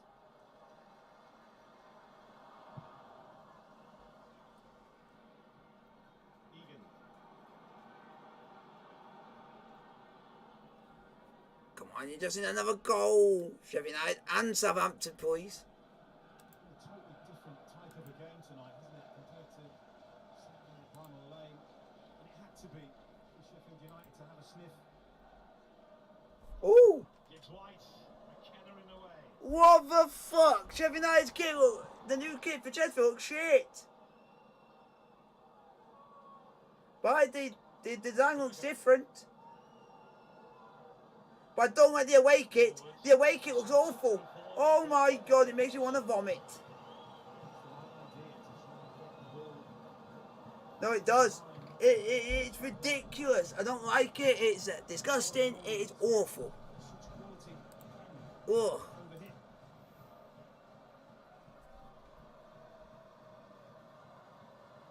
The green I just don't agree with. It's a bit too much. But I like the home shirt because it's now got that V into it, which makes it stand out and just not be. About to come on again here.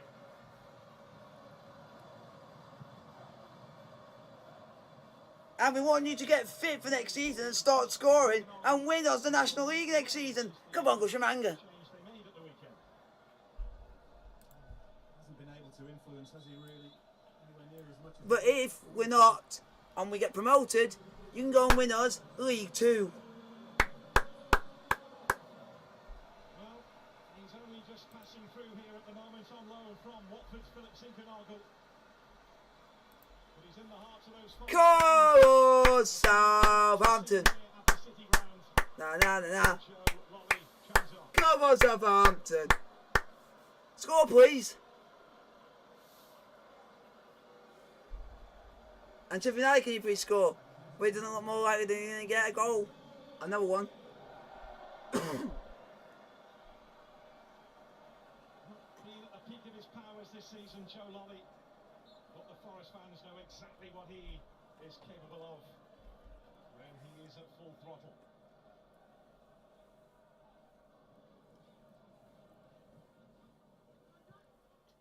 Qualified took a hit there. A bit thicker than when I played them things then.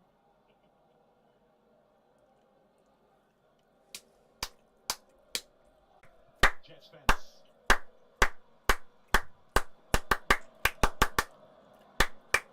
Approaching the most important part of this tie, the final 20 minutes of the second leg. Forest just about have the edge on aggregate.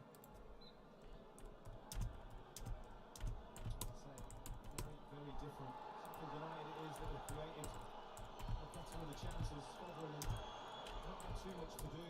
Forest have struggled to create the same amount of chances. Just trying to manage this game.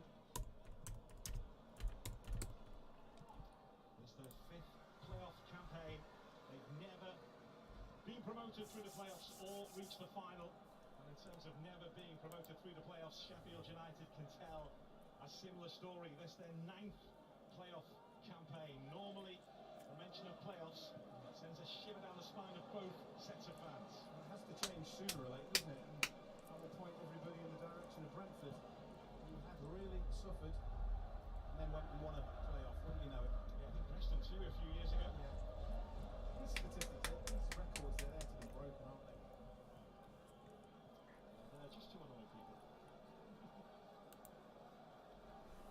Come on, do something, Sheffield United shite and Southampton shite.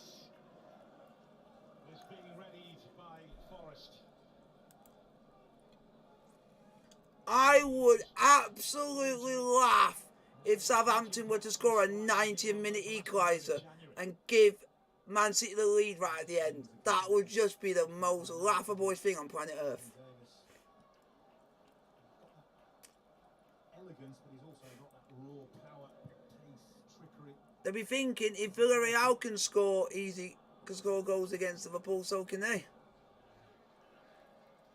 a player who makes really good decisions. Come on, Southampton! Come on, Southampton! Jordan Davis will be with us shortly.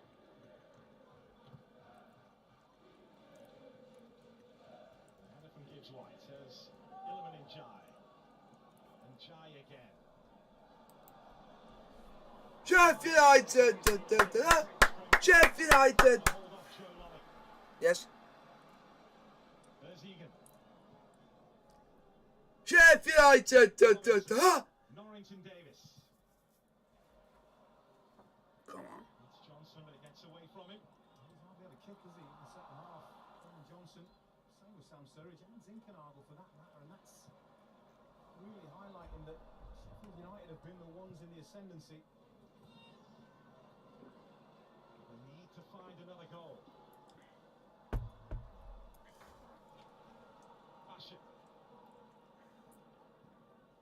Oh, it's good. And Jai again, who Sheffield United was so close to allowing to leave for Barnsley a couple of years ago. That's a foul. Oh, referee's played on. And there he stayed down as Baldock picks up here. Bullock. It's What are you going to do? Baldock from Coleman. Oh! They just went in 2 gold. 2-2. Sheffield United have walked into Forest home. And funnily enough, the player who scored was literally right in front of the keeper, and the keeper just let him kick it in. Now are right in the face of Nottingham Forest. Well, I spoke to you about aggression, and nobody in a John Fleck. shirt with his running, with his movement, has been as aggressive as that man there. Sam Baldock again. This is brilliant. Keeper should have done better. Makes the initial pass, and the ball breaks lovely, and Jai gets clattered by McKenna. But then Baldock, can he get the better of Jack Colback? Yes, he can, and look who's in the middle. One of The your keeper midfielders in John Fleck. literally could have done better with that. That is pathetic attempt. Baldock, and it's He tried putting a pathetic hand out to try and stop it, and that's all he did. This was always a situation that may have occurred. George Baldock driving forward for Sheffield United. Fleck delivering for Sheffield United. The second goal of his season. Forest have made the change. Keenan Davis has replaced Sam Surridge. I was looking down below and Steve Cooper wasn't really happy with his team's performance. They were just holding Sheffield United at arm's length, but it wasn't convincing. They haven't offered any threat at all to that Sheffield United goal in this second half. And now they're going to have to dig really deep. Scott McKenna yellow carded for his part in that build-up.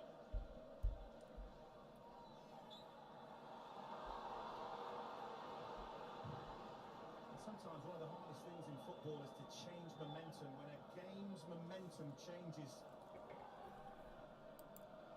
difficult. Also confirmation of that change. Keenan Davis on for Sam. Oh, Keenan Davis is now on. Well, Sheffield And he's took off Sam Sturridge. could easily have fallen here. They could easily have just walked away. That's the one. Sturridge. They found very similar. So that one's an easy one to get mistaken. Yep. Go on. Oh! Ah! On Jai, if you had a better connection, you might have scored. Here, with his running, with his clever passing, with his dribbling. He's a player, gets his head up, just feeds it in. Oh! Really. And Jai is expecting Worrell.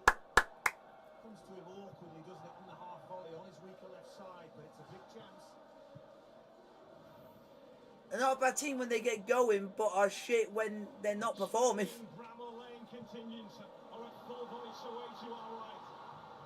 Forest attacking to the Trent end of the City ground. Jed Spence, plenty waiting inside the box. And the door slammed shut by Robinson. Again, that's another indicator of how this At the same time, come on Southampton! done that in the entire game. I will literally, everything would come off if Southampton were to score another goal. Not everything, just a shirt. Egan.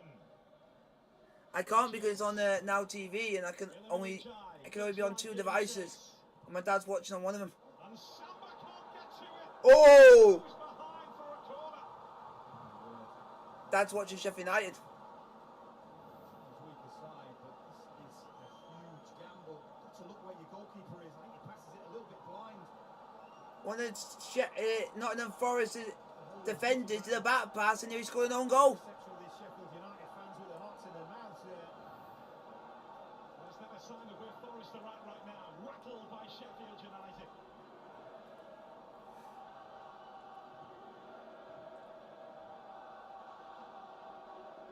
John Egan trying to get free in the middle. Oh!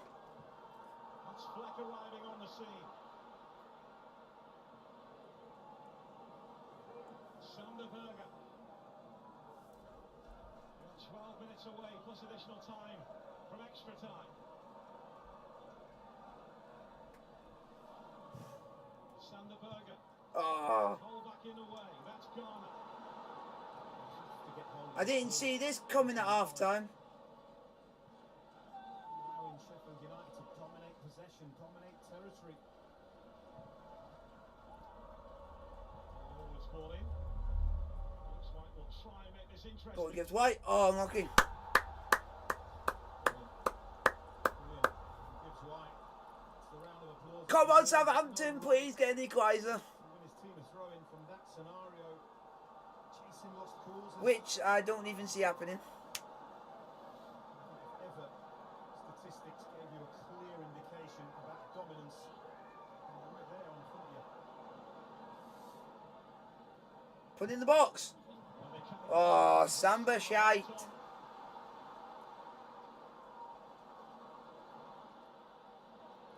Oh, Naby Keita's come on for Roberto Firmino. Holding off Basham. Got 2 for company, including Baldock. Jeez, that Keenan Davis has got some strength on him.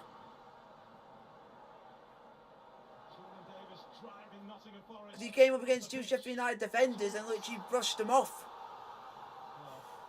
Which way is this going to go? I have not a clue.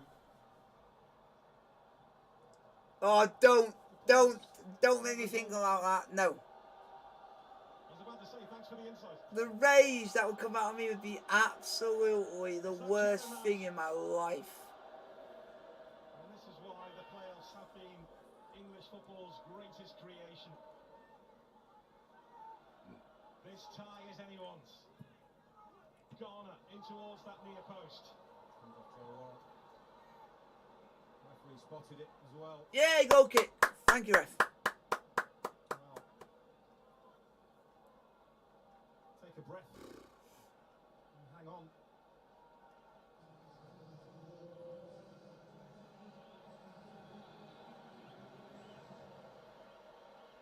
Just under 30,000 inside the City ground tonight. Come on, Southampton, score, please. This place, which is around about Then the 40 miles south of the city of Sheffield. No, I want Southampton to score, and it would be literally the ultimate bottle job ever in Premier League history, because they would have had it, and it would have been a chance to win it. Took away from them. Be absolutely hilarious for Liverpool shite, McKenna. because they'll all be crying their sleep. Cole back intervening.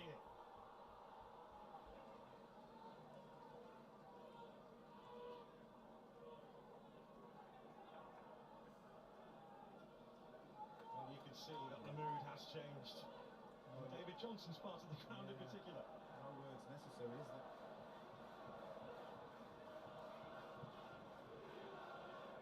He was left in tears when these two met in the 2003 playoff semi-final, despite scoring in both legs. It was Sheffield United who went through. And son Brennan Johnson has scored in both legs this time, and Sheffield United have given up the chance of that throw in. And Oh, it's a corner. now after the warning. Come on, Southampton. Taking liberties with Calder. They look nervous, but I tell you what, they've come out of nowhere, haven't they?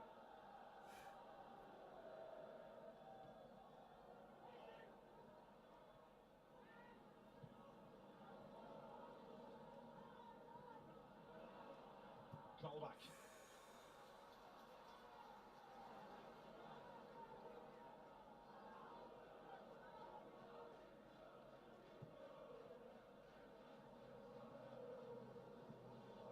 There's Joe Worrell.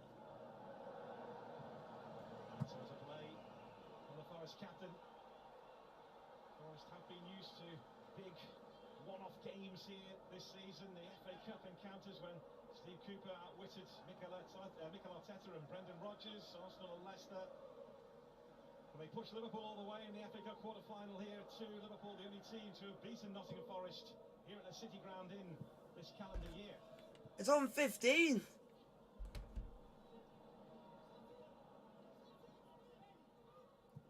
Njai.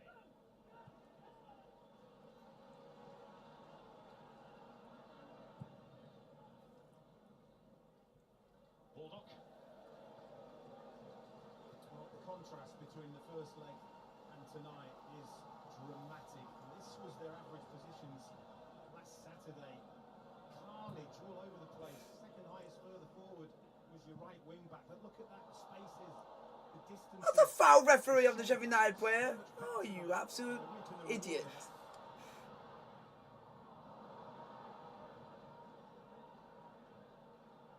McKenna. There's Passion.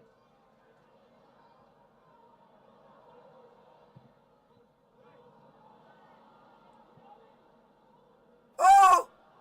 Steve Cook in combat with Gibbs White. Thought Southampton had scored there. They got saved by Allison. Shout. Keenan Davis has got the better of Passion. I wanted to have my So moment. that ball in and Well defended. Forest are wanting more. And a corner kick is Joe Lolly. Oh, they're asking for a penalty now. Oh, poor Forest. I'm not getting it because there's no VAR. What causes him the pain? There's nothing wrong with that.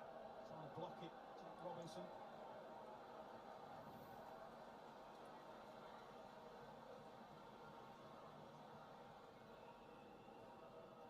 One more big moment settle this playoff tie. Joe Worrell again breaks towards the near post. Way! Sit down and don't get back up.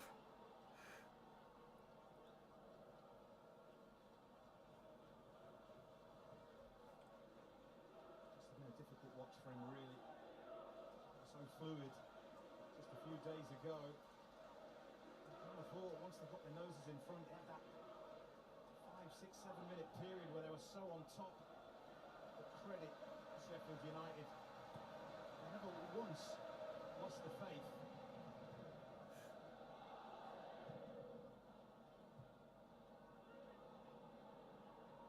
John Egan.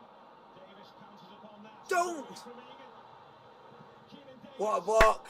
A really important block from Robinson. First corner. Jed Spence. Well, already he's not been on the pitch very long, but Keenan Davis is causing those Sheffield United defenders all kinds of problems. His power and his running nicks the ball off John Egan, and he wants to get it on that left foot. Credit Robinson, makes the block. I'm not sure this was intended for James Garner.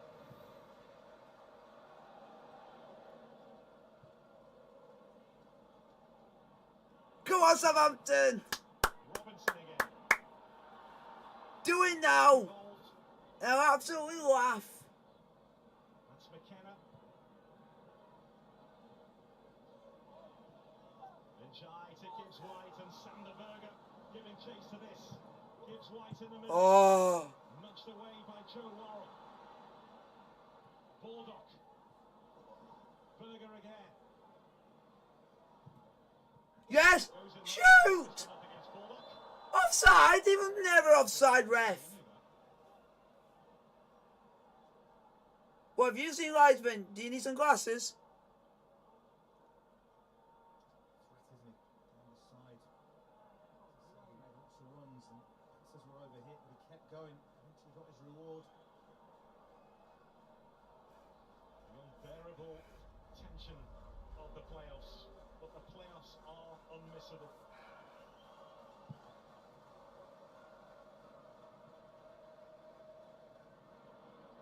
Sander Berger. Joe Lolly was almost in, but Basham stood his ground. And a trademark charge forward from the centre back. Gibbs White. Go on. Gibbs White. Ah. It was Jed Spence who stood his ground and dealt with it. Now the break coming on for Forest. It's a poor ball. It's a poor ball. Way. Man, that old Forest shite. Who's the hero here? As we inch towards extra time. Have a shot. Have a shot. Anyone. Doing the defending. That's Colback. Now it's Garner.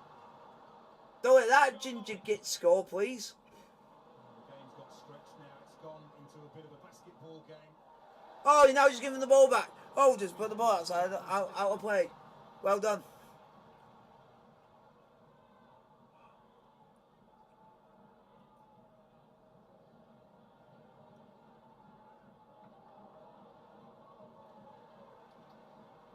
We're heading towards additional time as Joe Lolly is seen off by Egan.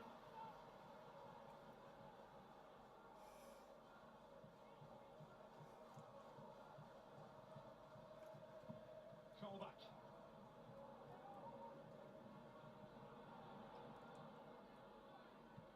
Cook.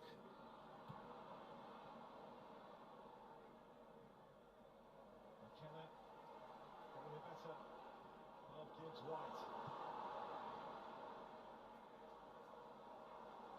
Well, we're about to find out how much additional time we're going to have. It's Graham Scott who's the fourth official. Hey!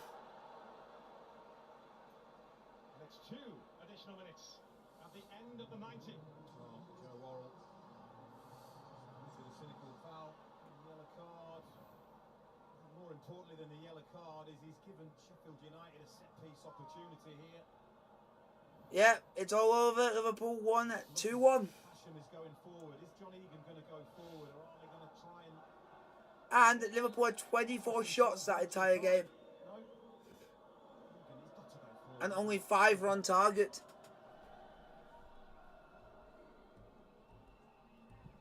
From that standard, you'd think it's poor. Sent back by Steve Cook. Gibbs White. What's in his mind this time? Gibbs White. Where's Davis? That's a foul! Referee, that's a foul! Surrounded by Sheffield United players and the referee. There's Colback. Final minute of additional time. Extra time is waiting. And that's not a foul, he's just using strength. The player needs to learn to stay on his feet.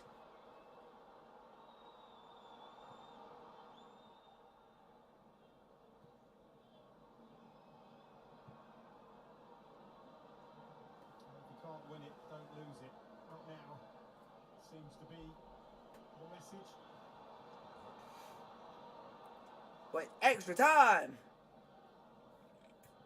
Joe Worrell. Egan had to make contact with that. There's Ryan Yates, he might fancy this. Johnson's ball in, Lolly was waiting, Keenan Davis. Get out! Now it's gone out! Oh! And it deflects behind. Last chance. For Sheffield United, and you can defend the corner. You're going to see extra time.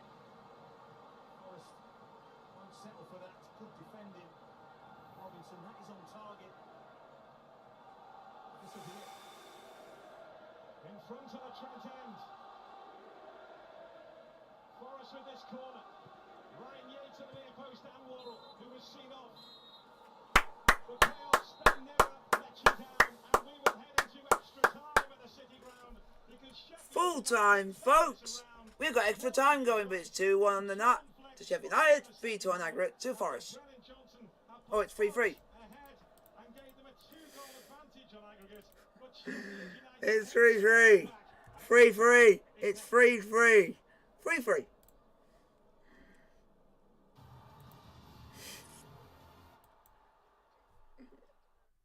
Screwfix Spring sponsors Sky Sports coverage of the EFL. Yeah, it doesn't. So extra time, folks. Tested and full of drama. The Pirelli Spanish Grand Prix starts Friday live only on Sky Sports. Can I help you? Henry. So we've met then. Yes.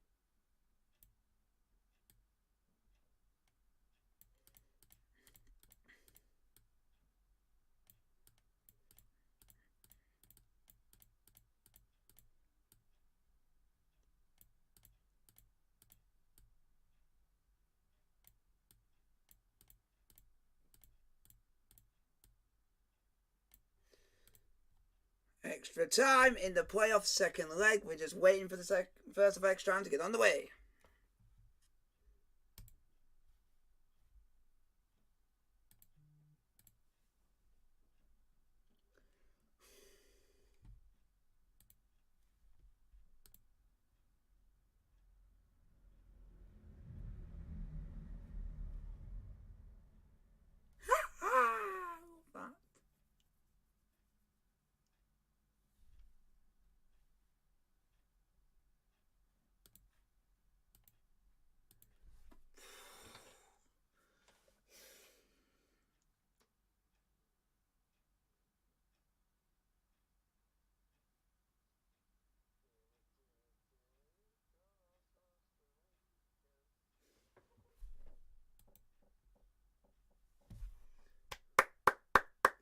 Corn United, win in extra time, please.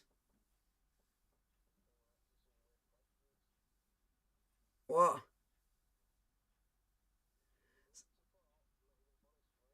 So guys, put your question in the chat, like and subscribe if you are new to the channel.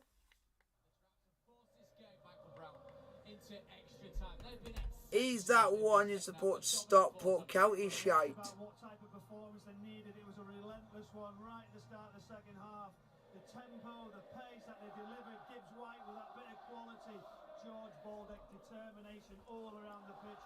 In and out of possession, setting up that equaliser. What a game we've had. A wonderful second half. And finally, Sheffield United with Gibbs White, John Fleck, giving them the opportunity in this extra time. We're looking at David Johnson there, watching his son Brennan Johnson in this game. How would Forest stem the tide, Michael? Got to start better than they did the second half. They didn't start the game great and they got the goal. Asked me at half time, how did they start? They had to start better. They didn't. Sheffield United came out the blocks. They deserved what they got. They were on the front foot. It was a great second half for them. We'll be waiting in a minute. I'll answer your question in a minute. We just want to get the timer and everything sorted for the first half of extra time. Any real problems. It was all Sheffield United. But what they have to do, they've got to keep the courage, desire and commitment. And then I'll read whatever's been put. Really, really has. It's been an enthralling playoff semi-final. So much at stake. A place at Wembley and his shot at the Premier League, of course, for the winner in this one. It's 3-3 on aggregate. We head into the first half of extra time, along with Don Goodman and Gary Weaver. Go on, United! Are we heading next? John Fleck's goal, levelling up the tie in aggregates. The Forest fans raising themselves. The United fans at the other end saying it had all gone quiet. Don, who do you feel has had the greater job to lift their players before extra time? Listen, Paul Heckingbottom hasn't had any job. He's been a cheerleader. Steve Cooper will have had to have been a psychologist there. He would have had to lift those players and said when he came through the door... Extra time is on the way, folks. Well, that was ambitious. Yeah. When he came through the door, they were bottom. All I'm saying is good luck to your team in the playoffs. We'll hopefully see you in League 2.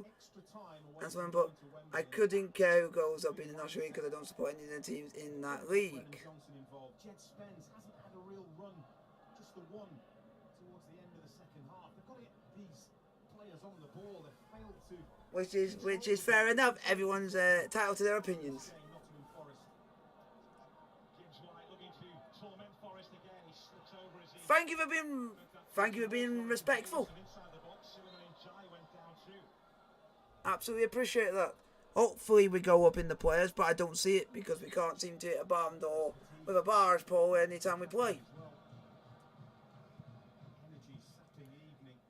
Nah, it's just the last 4 games. We've literally only gained 1 point from 4 games. Bounces away from Brennan Johnson. He's Fotheringham in control for Sheffield United. We didn't get bad. We didn't get back.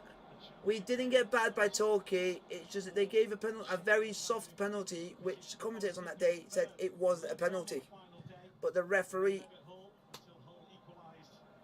Well, it was. Fuck you up the Stockport County shite. Huddersfield Town, who are waiting at Wembley to face the winners of this.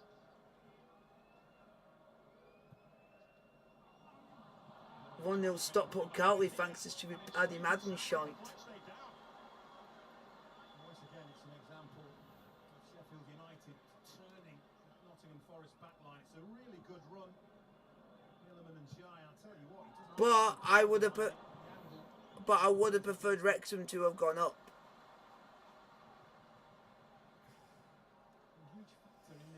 They're still not guaranteed to go up in the playoffs because everyone thought Torquay were going to go up in the playoffs and they ended up not going up.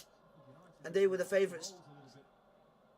Yeah, that's what, in the National League, it's not going to be as easy. And now that we've got Maidenhead coming up from National League South. You got Grimsby, you got Gateshead coming up from National League North. So you got that. It's not going to be easy. You got Scunthorpe and Oldham Athletic coming down from the Football League. And it looks like we're more than likely, it looks like Dorking might be coming up to the National League, which that's not going to be easy. And that ground's definitely going to have to be renovated because that ground is too small for this league.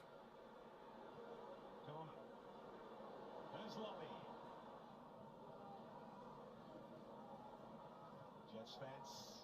I definitely don't want AFC flag going up. Giant wasn't hanging around. Basically tried to give Chesterfield a bad reputation and were basically accusing us of saying stuff about their manager, who was our ex-manager. They literally were saying a lot of bad things on social media about Chesterfield Football Club. We're trying to give the club a bad rep, which no club, even in any situation, you should not say anything bad about them, because it's just going to make the people that are doing it look like a bully, and it's like being a bully at the end of the day. Egan. Norwood. Baldock. That's Gibbs White. Call back behind it. If anybody wants to put any more questions in, Yappy, and I'll answer as many questions as I can. Let's see on the poll. About 33% support Sheffield United and 67% support Nottingham Forest shite. Nottingham Forest are shite. You fucked it up. Sheffield United are going up. Looking for an option. Oh, oh, oh, oh, oh. United, United, United, United.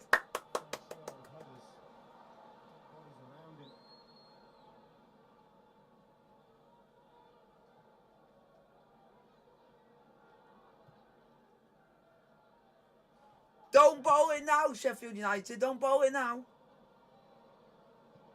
Now Robinson. Gibbs White. Remember this season, the Sheffield United owner Prince Abdullah, before the season kicked off, I think, said he hopes they finished top 2. He couldn't stand watching the Blades in the playoffs. And it's funny because of nights like this, unbearable tension. Brennan Johnson, Davis arrives. What a save. Well done, West Brom. Well done. What a save.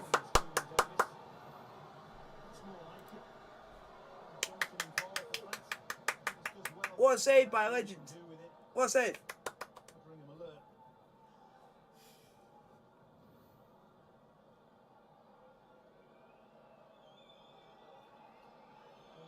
For the season, his best return at senior level, Keenan Davis. Come on, United. Don't stop playing shite now. Keenan Davis, it was only Nottingham Forest second in the entire game.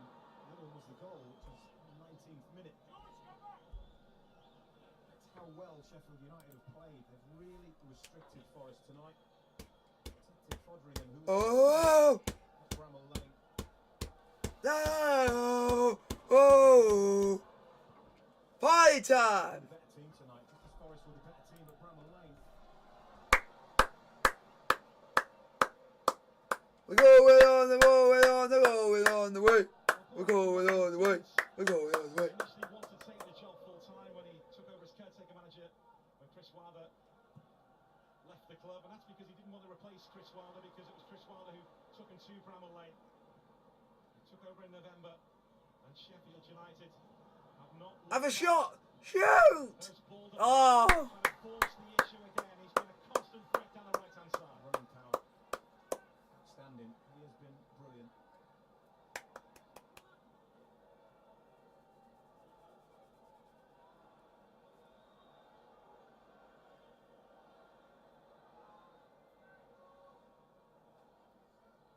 And those fans are at the other end of the pitch, watching on as their team prepare to take this corner.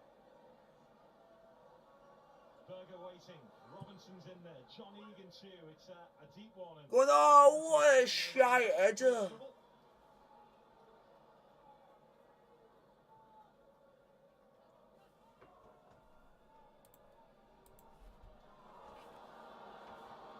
There's Jet Spence, roared forward. Joe Worrell, Yates, now Cook.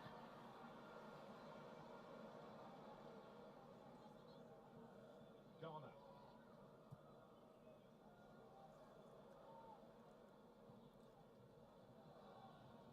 This is Worrell. I can see this going to penalties. Haven't they? Sheffield United out of possession, closing down. It's been outstanding.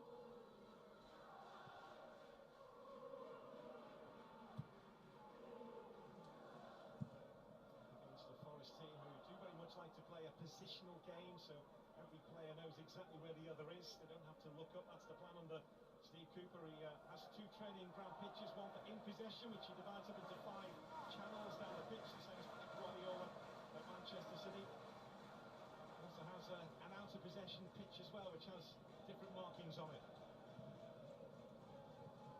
He's always had a very clear way of how he wants to play. You have to say that wherever he's been so far, he has improved players, improved teams, and again, taken the team to the playoffs. Pep Segura was his inspiration when they were together at Liverpool. It was Pep Segura who told him, always have a clear way of playing and stick to those principles of play and give clear messages to the players. Pep Segura who had a big part in the careers of Andres Iniesta and Cesc Fabregas and Gerard. Wow. So Steve Cooper's got someone who's inspired him in management. Right away from the game plan. A guy called Pep Segura, who's been known for helping out guys like Iniesta and made him into the player that they were. Credit for that. And he's just gone and gave him like this inspiration, gone and helped him in management, and gave him this advice, and that's brought him to how he plays. Prepared to gamble in extra time here. Because he took on from what he learned from him. Forward by Basham, McKenna, and Jai. Because a lot of the stuff that Cooper does at Forest is very similar to what Pep does at Man City, how he has 2 different pitches for 2 different things. If you're doing offensive and defending and attacking, he has 2 different pitches for that. And he does the same what Man City do. So they must have money to burn. Critical period. Proud to try and lift the home players. So much riding on this. A place at Wembley in the Championship playoff final is what's waiting as Cook picks himself up.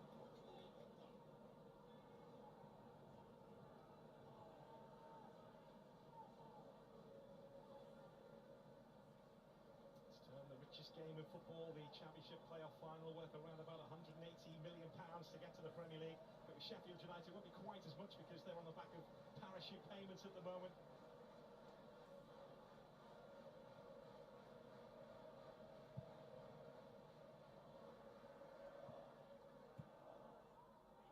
Egan, Davis,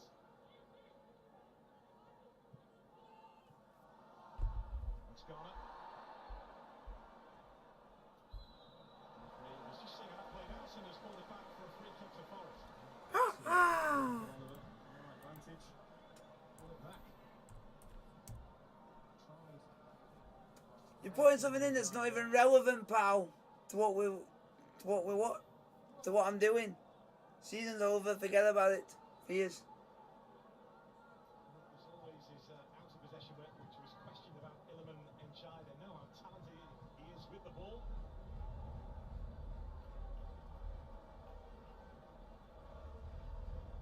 This is this one. The ball is on the pitch from set pieces.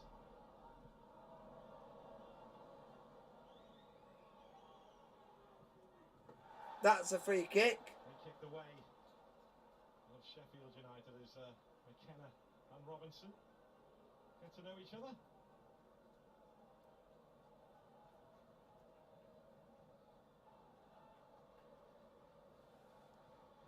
Joe Robinson is still really big pals with Joe Lolly, both on the pitch now, following their time together here at Nottingham Forest. No pals on a football pitch, mate. Not in the opposition campaign. I learned the hard way, that one, guy. You can tell it still cuts deeper. Throw it the way of Sheffield United.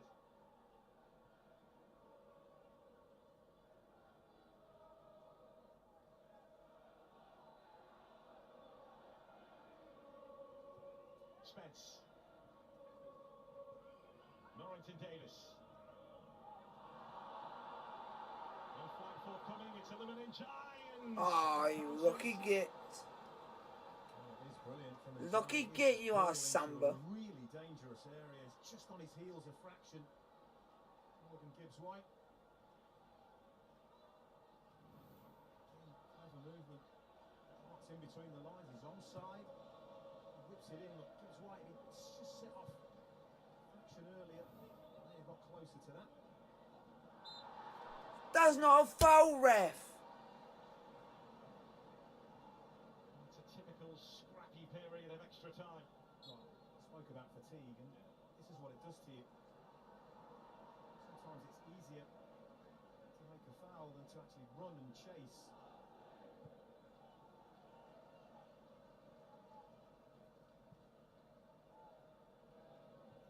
Joe Worrell. Spence. There's Worrell. Spence again. Norrington Davis. Going in bravely and strongly as he stooped. He's one of the men who's on the deck.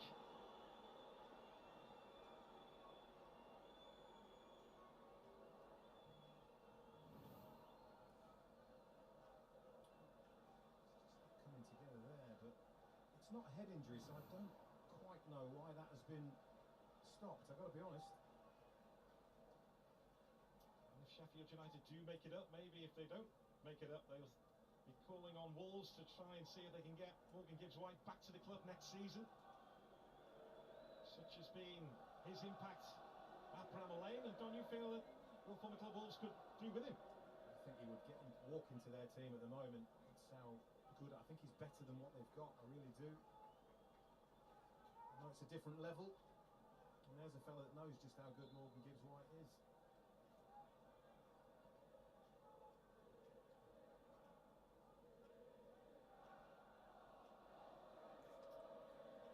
We are into additional time at the end of the first period of extra time. We're edging closer to penalties.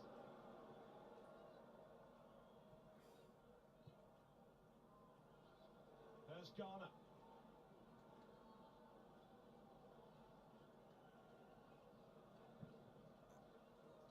Forward by Steve Cook. Colback had made his way forward. And that is the end of the first period of extra time, just when Forest were wanting to take that corner kick. Half time in the first of extra time. Sheffield United still 2-1 up. 3-3 on aggregate. Not 3-2. I'm not making that mistake twice. Let's welcome viewers on main event. This is so tantalisingly poised at the halfway point of extra time. 3-3 it is on aggregate. 3 goals we've seen here tonight at the City Ground. It felt at one stage that Nottingham Forest were pulling away from Sheffield United with Brennan Johnson in the right place at the right time. But we obviously had reaction, didn't we, Michael Brown? We saw Sheffield United surge back into the game. And it has been a performance by Sheffield United, particularly the second portion of the second half, and then going into this first part of extra time, where they're the ones that are pressing the issue. Yeah, they are trying to press the issue. It did sort of filter away and went a little bit flat in that first period of extra time, and you understand that now. It's getting nervy, it's getting tense. But just going back to that second half performance, they had no right. It was about game management for Nottingham Forest, but the intensity, the desire that we talked about, if they got the right opportunity, Gibbs-White, what he can bring with that quality, he got his finish away now, and you can just see the momentum with Sheffield United, and it's got a bit of everything this game. Absolutely, you mentioned Morgan Gibbs-White. You've just seen John Fleck. Good artist. Johnson, Good salt. Good artist. Salt and pepper. And again, it was a breakneck start from Sheffield United, but Forest needed to react, and react they did, didn't they, with Brennan Johnson? They did, and that was the first opportunity. First attack they've got down McKenna down the left, great ball. I mean, But second half, I'm getting sick of hearing. I'm getting sick of hearing Colin Mintire every 4 times in the fucking game. and then when you don't, you've got to pick it up. Colin Mintire, which is sung by Paul McCartney. Bulldog as well, the energy that he's brought. He's ran so far, then he takes on Colback, puts his cross. And he's actually come out and said, if Forest ever get back in the Premier League, he'll go and perform that song live there at the City Ground. Such a threat for them, both goals coming down the And it will never happen because Forest will never be in the Premier League, and Sheffield United will. So have that up your keister, and show me the sun don't shine. There's such an impact on the game. Are we going to have a hero for the second portion of extra time? Back to your commentary team, Don Goodman, Gary Weaver. Yes, thank you, David. Will that hero be dressed in Garibaldi red? Or will that hero have a Go on United! their chest? United! United! United! Of extra time, 3-3 on aggregate. And Mull of Kintyre again ringing out around the city ground as the Forest fans look to lift their players in this emotionally draining contest. Sheffield United still made a substitution.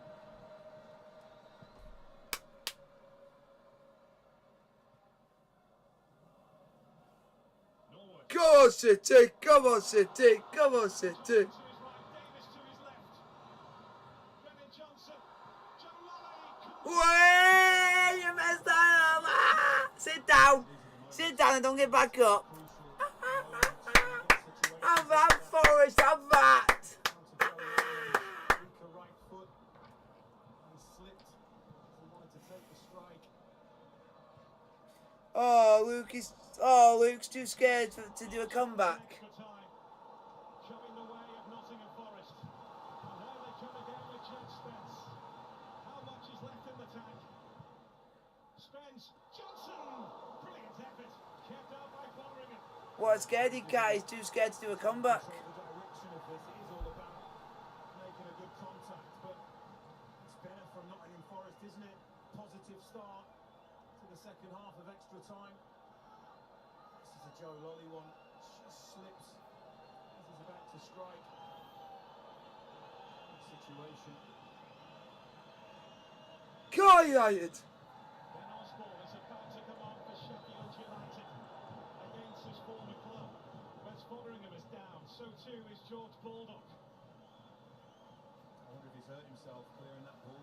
Oh no, the keeper's injured. Fuck.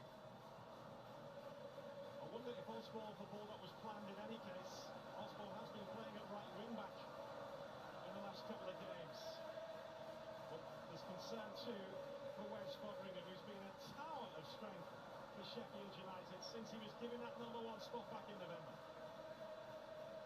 Well, it weren't for him. This evening would have been a bit of a procession, really. They'd have been out of sight. First leg. It's disappointing for Sheffield United. George Baldock been outstanding.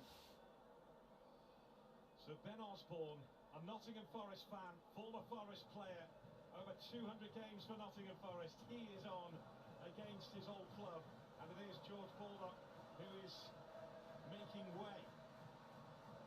Adam Davis warming up for Sheffield United. They're bringing on Conor Hurrigan. Finally, you're bringing on someone with that. Someone bringing on some talent. Which you should have started with. Should have started with Conor Hurrigan from the start.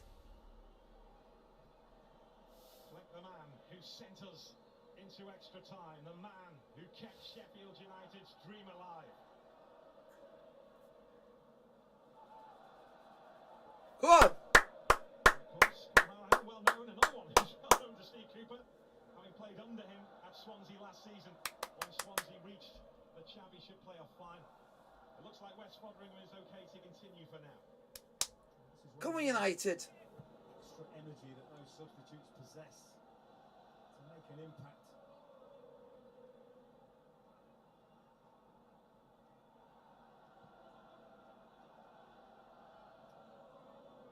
Forest have made the brighter start to the second period of extra time. A chance for Lolly, a chance for Johnson. That's What are you on about? Okay. Joe Worrell.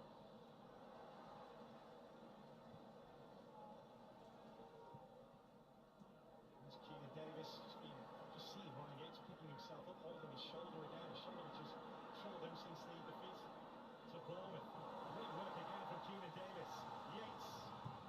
Jed Spence. Davis tried the flick. He was a little bit behind him. That's all he had. There wasn't a teammate behind him. Again, sharp work from Keenan Davis. what he brings to the party, that running power, skill, close control. Spence pulls the ball towards the penalty spot, but it's behind three teammates.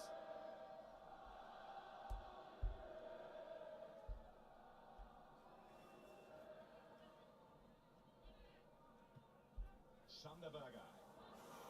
There's Yates again. Jeff Spence. Come on. Faced by Norrington Davis. Johnson's there as a backup. Brennan Johnson, who scored the first goal tonight. Give Forest a 2-goal advantage on aggregate before the Blades came roaring back.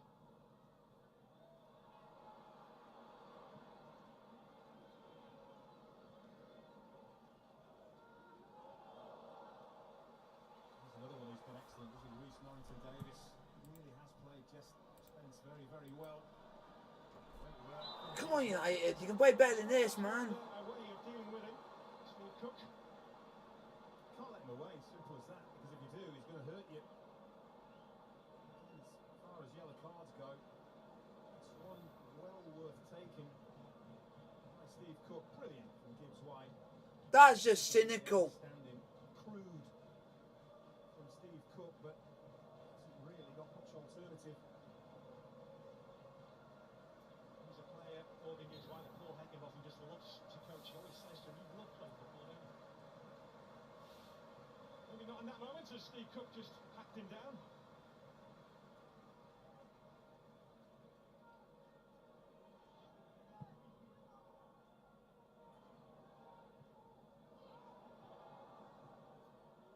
Colback, faced by Osborne.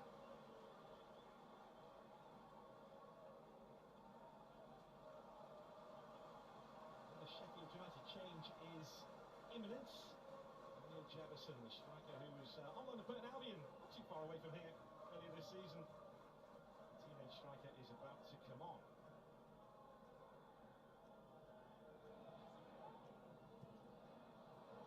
Brennan Johnson. Norrington Davis once again covering the ground.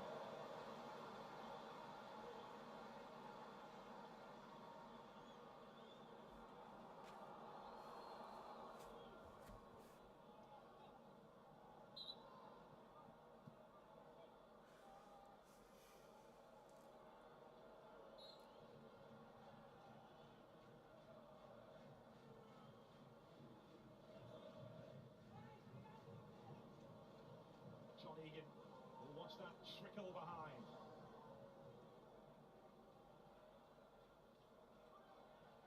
Season's work has come down to this. Angara keeps stretching and holding his hamstring. Well, there's another one, he's really running on empty. Finishing.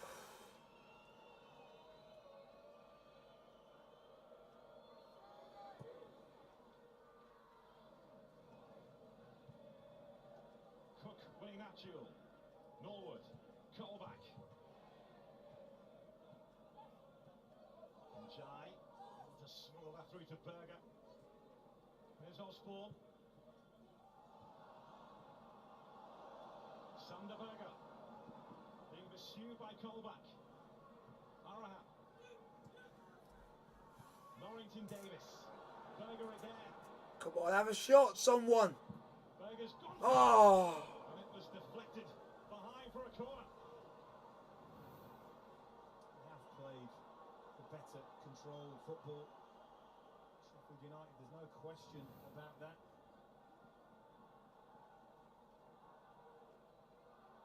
Well, we thought they were selling him last summer, Sanderberger, but no one met the release clause. He's looking to help inspire the Blades back to the Premier League.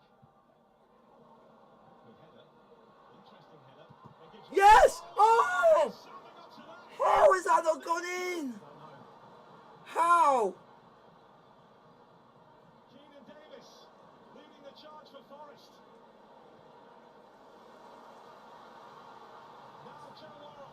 Absolutely huge save. Forest now looking to test Sheffield United at the other end. Whoa! Have that. After somehow Bree Summer produced a save at the other end. Well, this is what Joe Lolly would have dreamt of last night in his sleep. Late on in the game, can he be the hero? Get inside on that left foot. The only thing he does wrong is he doesn't hit the target, but this is just unbelievable. He just like in the first half, Samba, all he's got the goalkeeper from there is to make himself as big as possible and hope the ball hits him, and it does. Huge moments in the seasons of Nottingham Forest and Sheffield United. Njai denied by the boot of Samba. Cook needed bailing out by Warren.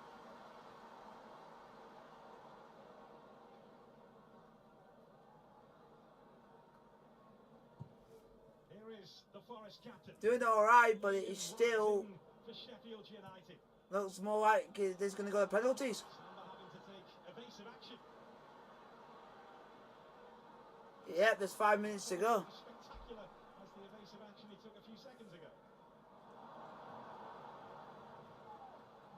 A mistake by McKenna. That's what I said. As you get tired, mistakes just start creeping in. Come on. McKenna. Oh. Njai was breathing down his neck. Let's not forget again that Sheffield United are doing this without their frontline senior strikers who were all out injured.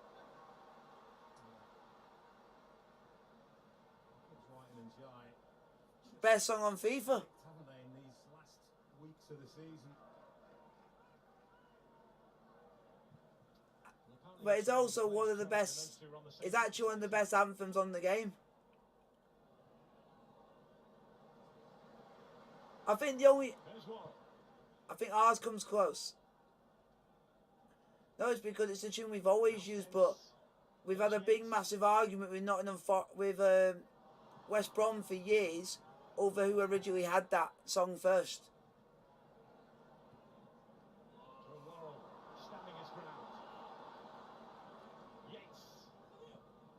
But the only thing is, FIFA would have to ask Madness for permission before they're allowed to put it in the game.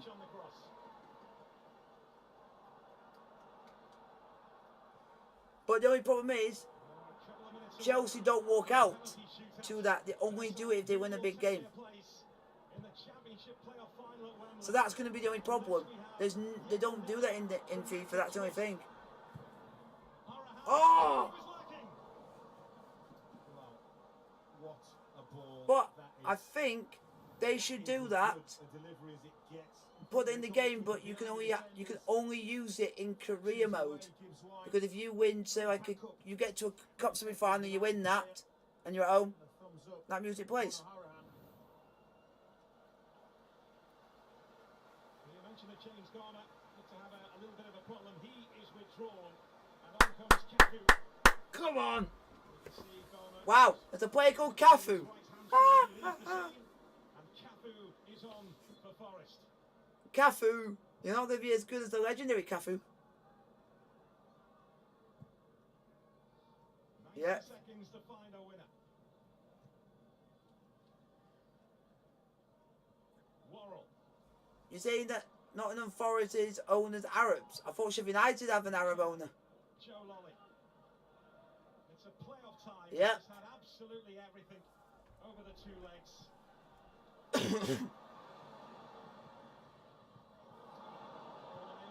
So Newcastle, you're not the only team in the English leagues to actually have an Arab owner. It's White screaming for the ball on this side of the pitch. It's Njai. I think Sheffield United might have changed their owner. Gibbs White with the cross. Away by McKenna. Helped on its way by Spence. Yep. Sheffield United's current owner is Saudi Arabian Prince Abdullah bin Masab bin. What a name! Abdullah Assad Al Saad. Who owns 50? He owns half of the stake of the club. He owns half. It's what the playoffs do. So much riding on them. Not for his owners is a guy who is Greek. One set of fans is going to have their hearts broken, unfortunately. What a game. Yeah, he's a Greek owner. He's the same owner who owns Greek side Olympiakos. Fans have given us everything, both at Bramall Lane and tonight here on the banks of the Trent. 2 additional minutes. 2 minutes away from a He's basically a Greek media mogul, a ship owner, a lyricist, and a member of the Paris City Council.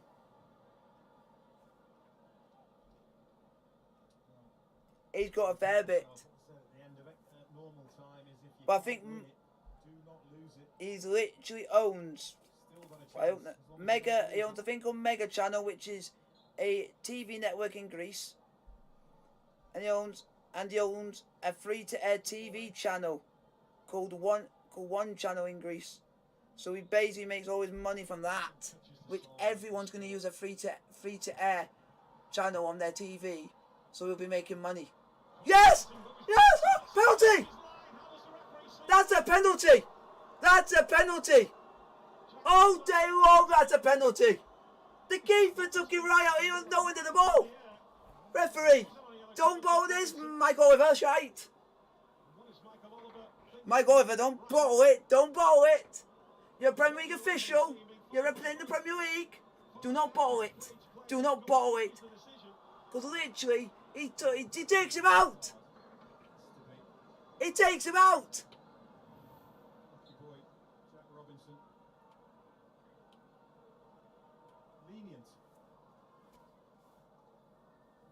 Literally, the commentator said it had to be, but it was just by the littlest touch of his lightened egg. He found himself in that situation.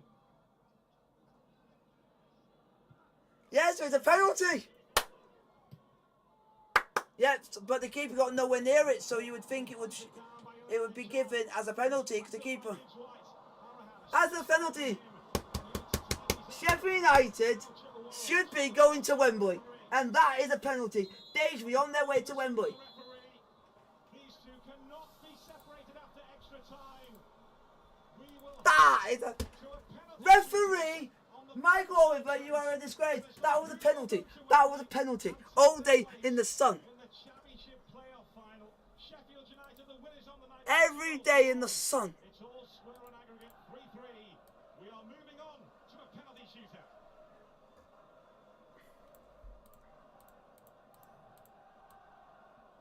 Well, it's excruciating, it's nerve shredding, it's so tense here at the City Ground between Nottingham Forest and Sheffield. Now we're on to penalties, folks. Has he been a hero already, Michael, with this save? Oh, has he? We saw the one in the first half, but this one is even better.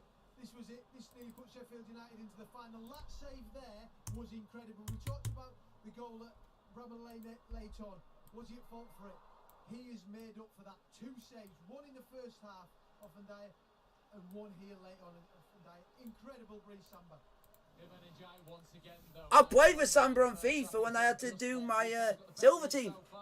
He has got the better of him, but what we've got to understand has been a great performance all round from the youngster Jai, getting in some good areas, good link up, great enthusiasm, great energy. And that's from Morgan Gibbs-White, who's Sheffield United's best player. He'd be disappointed with those 2 chances. He's got to score him at this level with what's at stake. But full credit to both sets of players. Over these 2 playoffs, what we've just witnessed from these 2 teams, now it's just a lottery. But they've really given us top stuff from both sides from start to finish. And it ends all on this. You mentioned the lottery.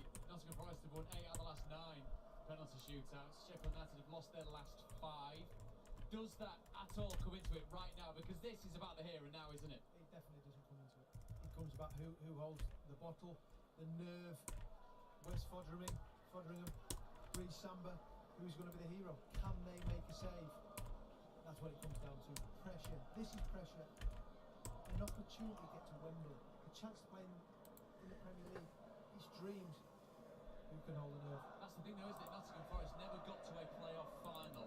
We've seen Sheffield United toil in the playoffs, Michael. I mean, give us a semblance of what on earth these players are feeling right now. Well, this approach playoff final, I missed from the penalty spot against Wolves in the final, so I know how it feels. Stepping up, the nerves, your legs seem to go a little bit as you get there. and it's about now who can handle it. Just pick your spot, go through it, that bit of support, and again we've seen it on top level, people go to pieces. But what a moment now, and to just arrive for the reward, the whole season ends on penalties, and who can take it? I mean, Sam just making those saves, has he got that little bit of an edge so far after having that confidence? He should have that confidence. You know, I know Bruce personally is a confident boy. He'll be backing himself to make a save without a shadow of a doubt. He likes to be a hero. And that's what it comes down to. Someone here will be a hero, someone will be a villain. They will feel it's a spot kick from 12 yards out. It's a toss of a coin. That's all it is. It's 12 yards. It's 23 years since Nottingham Forest won the Premier League. 1999 was when they... There we go, 999. Yes, That's an error in it, so that was ages ago. and now, but given that puts into context, doesn't it? Just what's riding on 1999 was the last time they were in the Premier League. Forest fan himself, the skipper. How does he feel?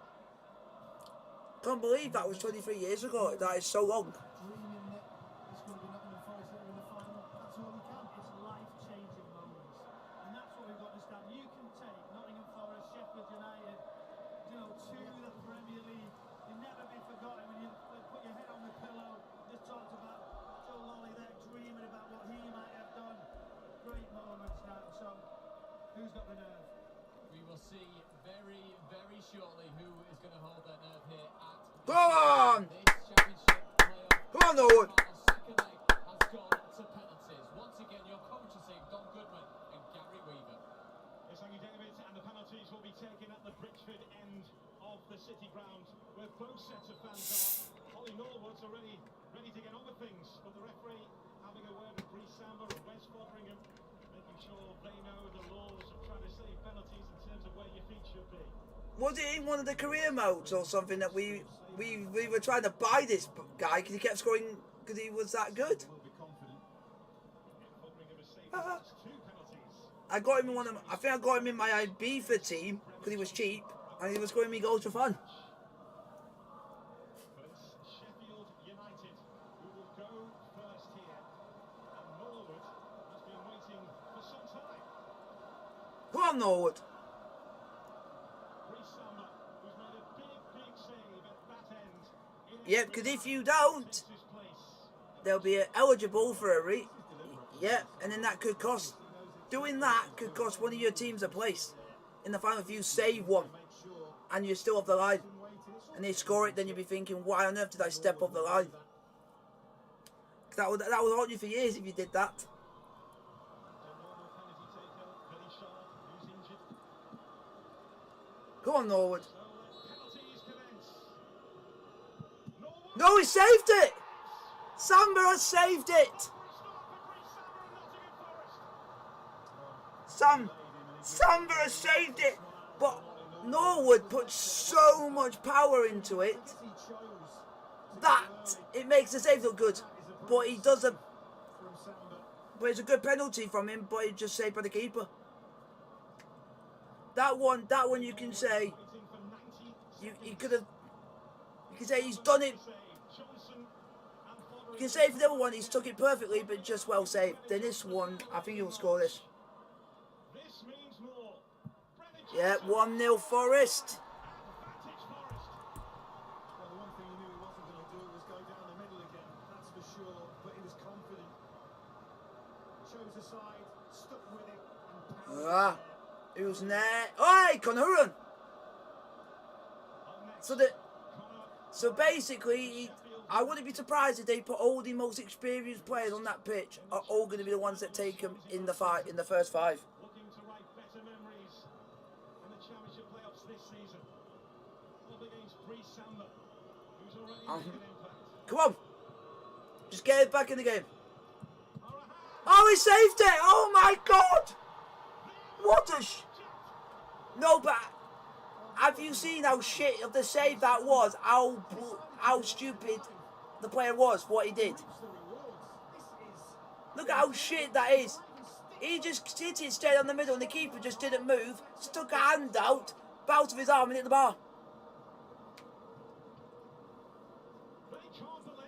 Basically, if you were a manager, you'd be thinking, why did you not do it either side? You would have scored.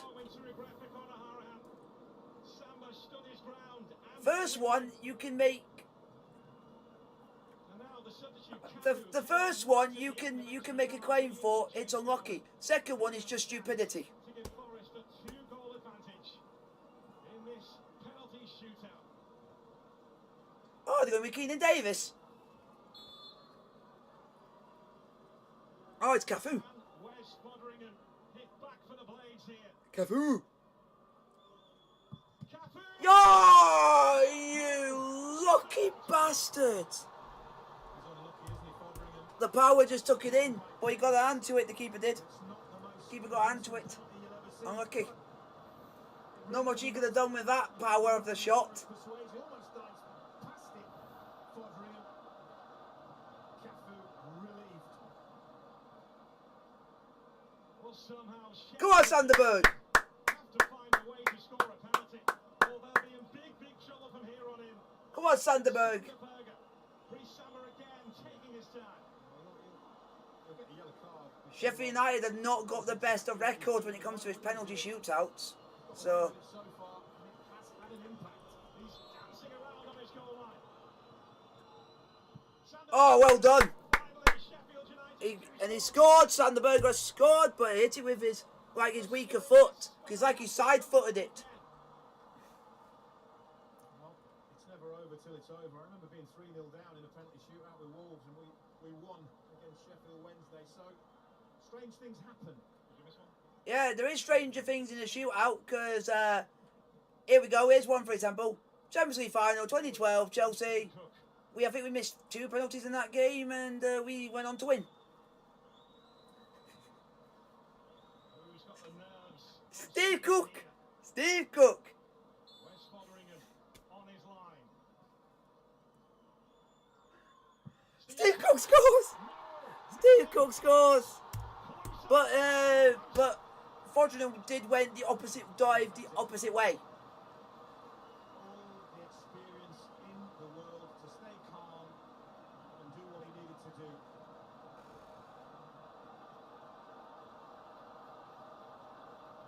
The City ground is on its feet. They've not been to Wembley since 1992. But this Wow. isn't done yet. 1992 they've not been to Wembley since. They've already shown their powers of recovery, not just in this game, but this season. And now they have to do Oh, it's Undai. Jai, who steps forward, and Reece Summer, who is told to get on his line. Well, it's score or you're out, isn't it? Yep. Territory for Sheffield United, and we've seen Reece Samba pull off 2 of the Come on. saves against Norman and Jai. How's his nerves? Go on. Norman and Jai. You have to have picked Morgan Gibbs White to take a penalty. Can he come up with If a you want. pass Go on. for Sheffield United? Get in. Back in it. 3-2. There is ice in the Game on. Well done, young man. Well done. Tough night, got the big chances. And now he needs his goalkeeper. I'm putting it as game on, as in we put pressure on them. They miss one, then it's down the pecking order. Earlier this basically they can't afford to miss. Sheffield United, but has risen Joe to Lully. the Blades need him now. He had Joe best. steps forward. He had the best 2 chances for Forest in extra time, and he missed both of them. And one of them was due to the fact he slipped, and he was through on goal. Michael Oliver reminding Wes Foderingham of where he needs to be. Come on, Foderingham. Volley steps up. Way! Where's Foderingham? But he didn't just miss it. He skied it over. It's going in the River Trent. If you put it all down in a movie, people will say, don't be ridiculous. When you see this penalty, it's just ridiculous. He had no need to do it. All he had to do was just hit it, and it would be going in, because the keeper was going the wrong way. Cafu was almost away in celebration. So it's a bit stupid what he did. Oh, Morgan talking of Morgan Gibbs, why he's taking the next one? And I said for him to take one. Sheffield United.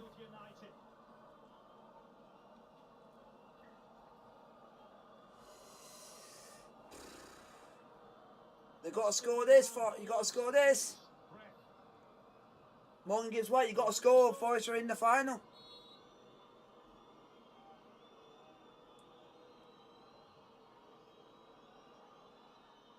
Gibbs White. Yeah, Morgan Gibbs White's a miss. Nottingham Forest are going to Wembley. He's the Forest hero. Morgan Gibbs White has missed. Forest are going to Wembley for the first time since 1992.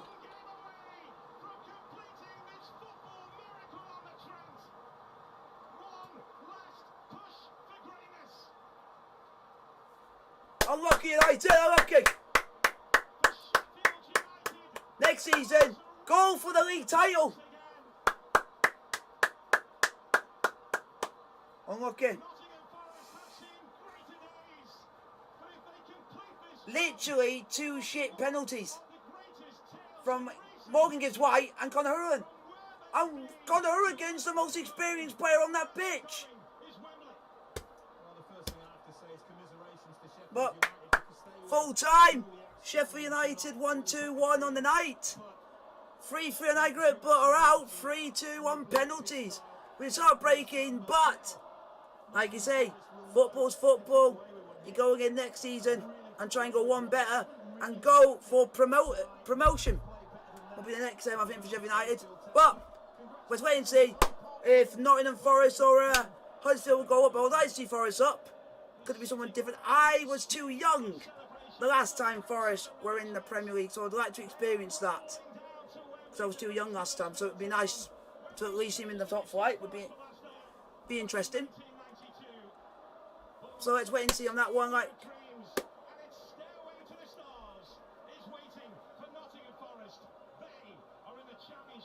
yep, and Sheffield Wednesday also failed, but they're going to be happy still because they're still going to get a big game next season because they've got a derby with Barnsley who they don't get on with. Sheffield United will not have a big game to look forward to because they've got no derby next season. So they're going to be shit because they're going to not be excited for a single fixture. So full time. Hope you guys have enjoyed it. Like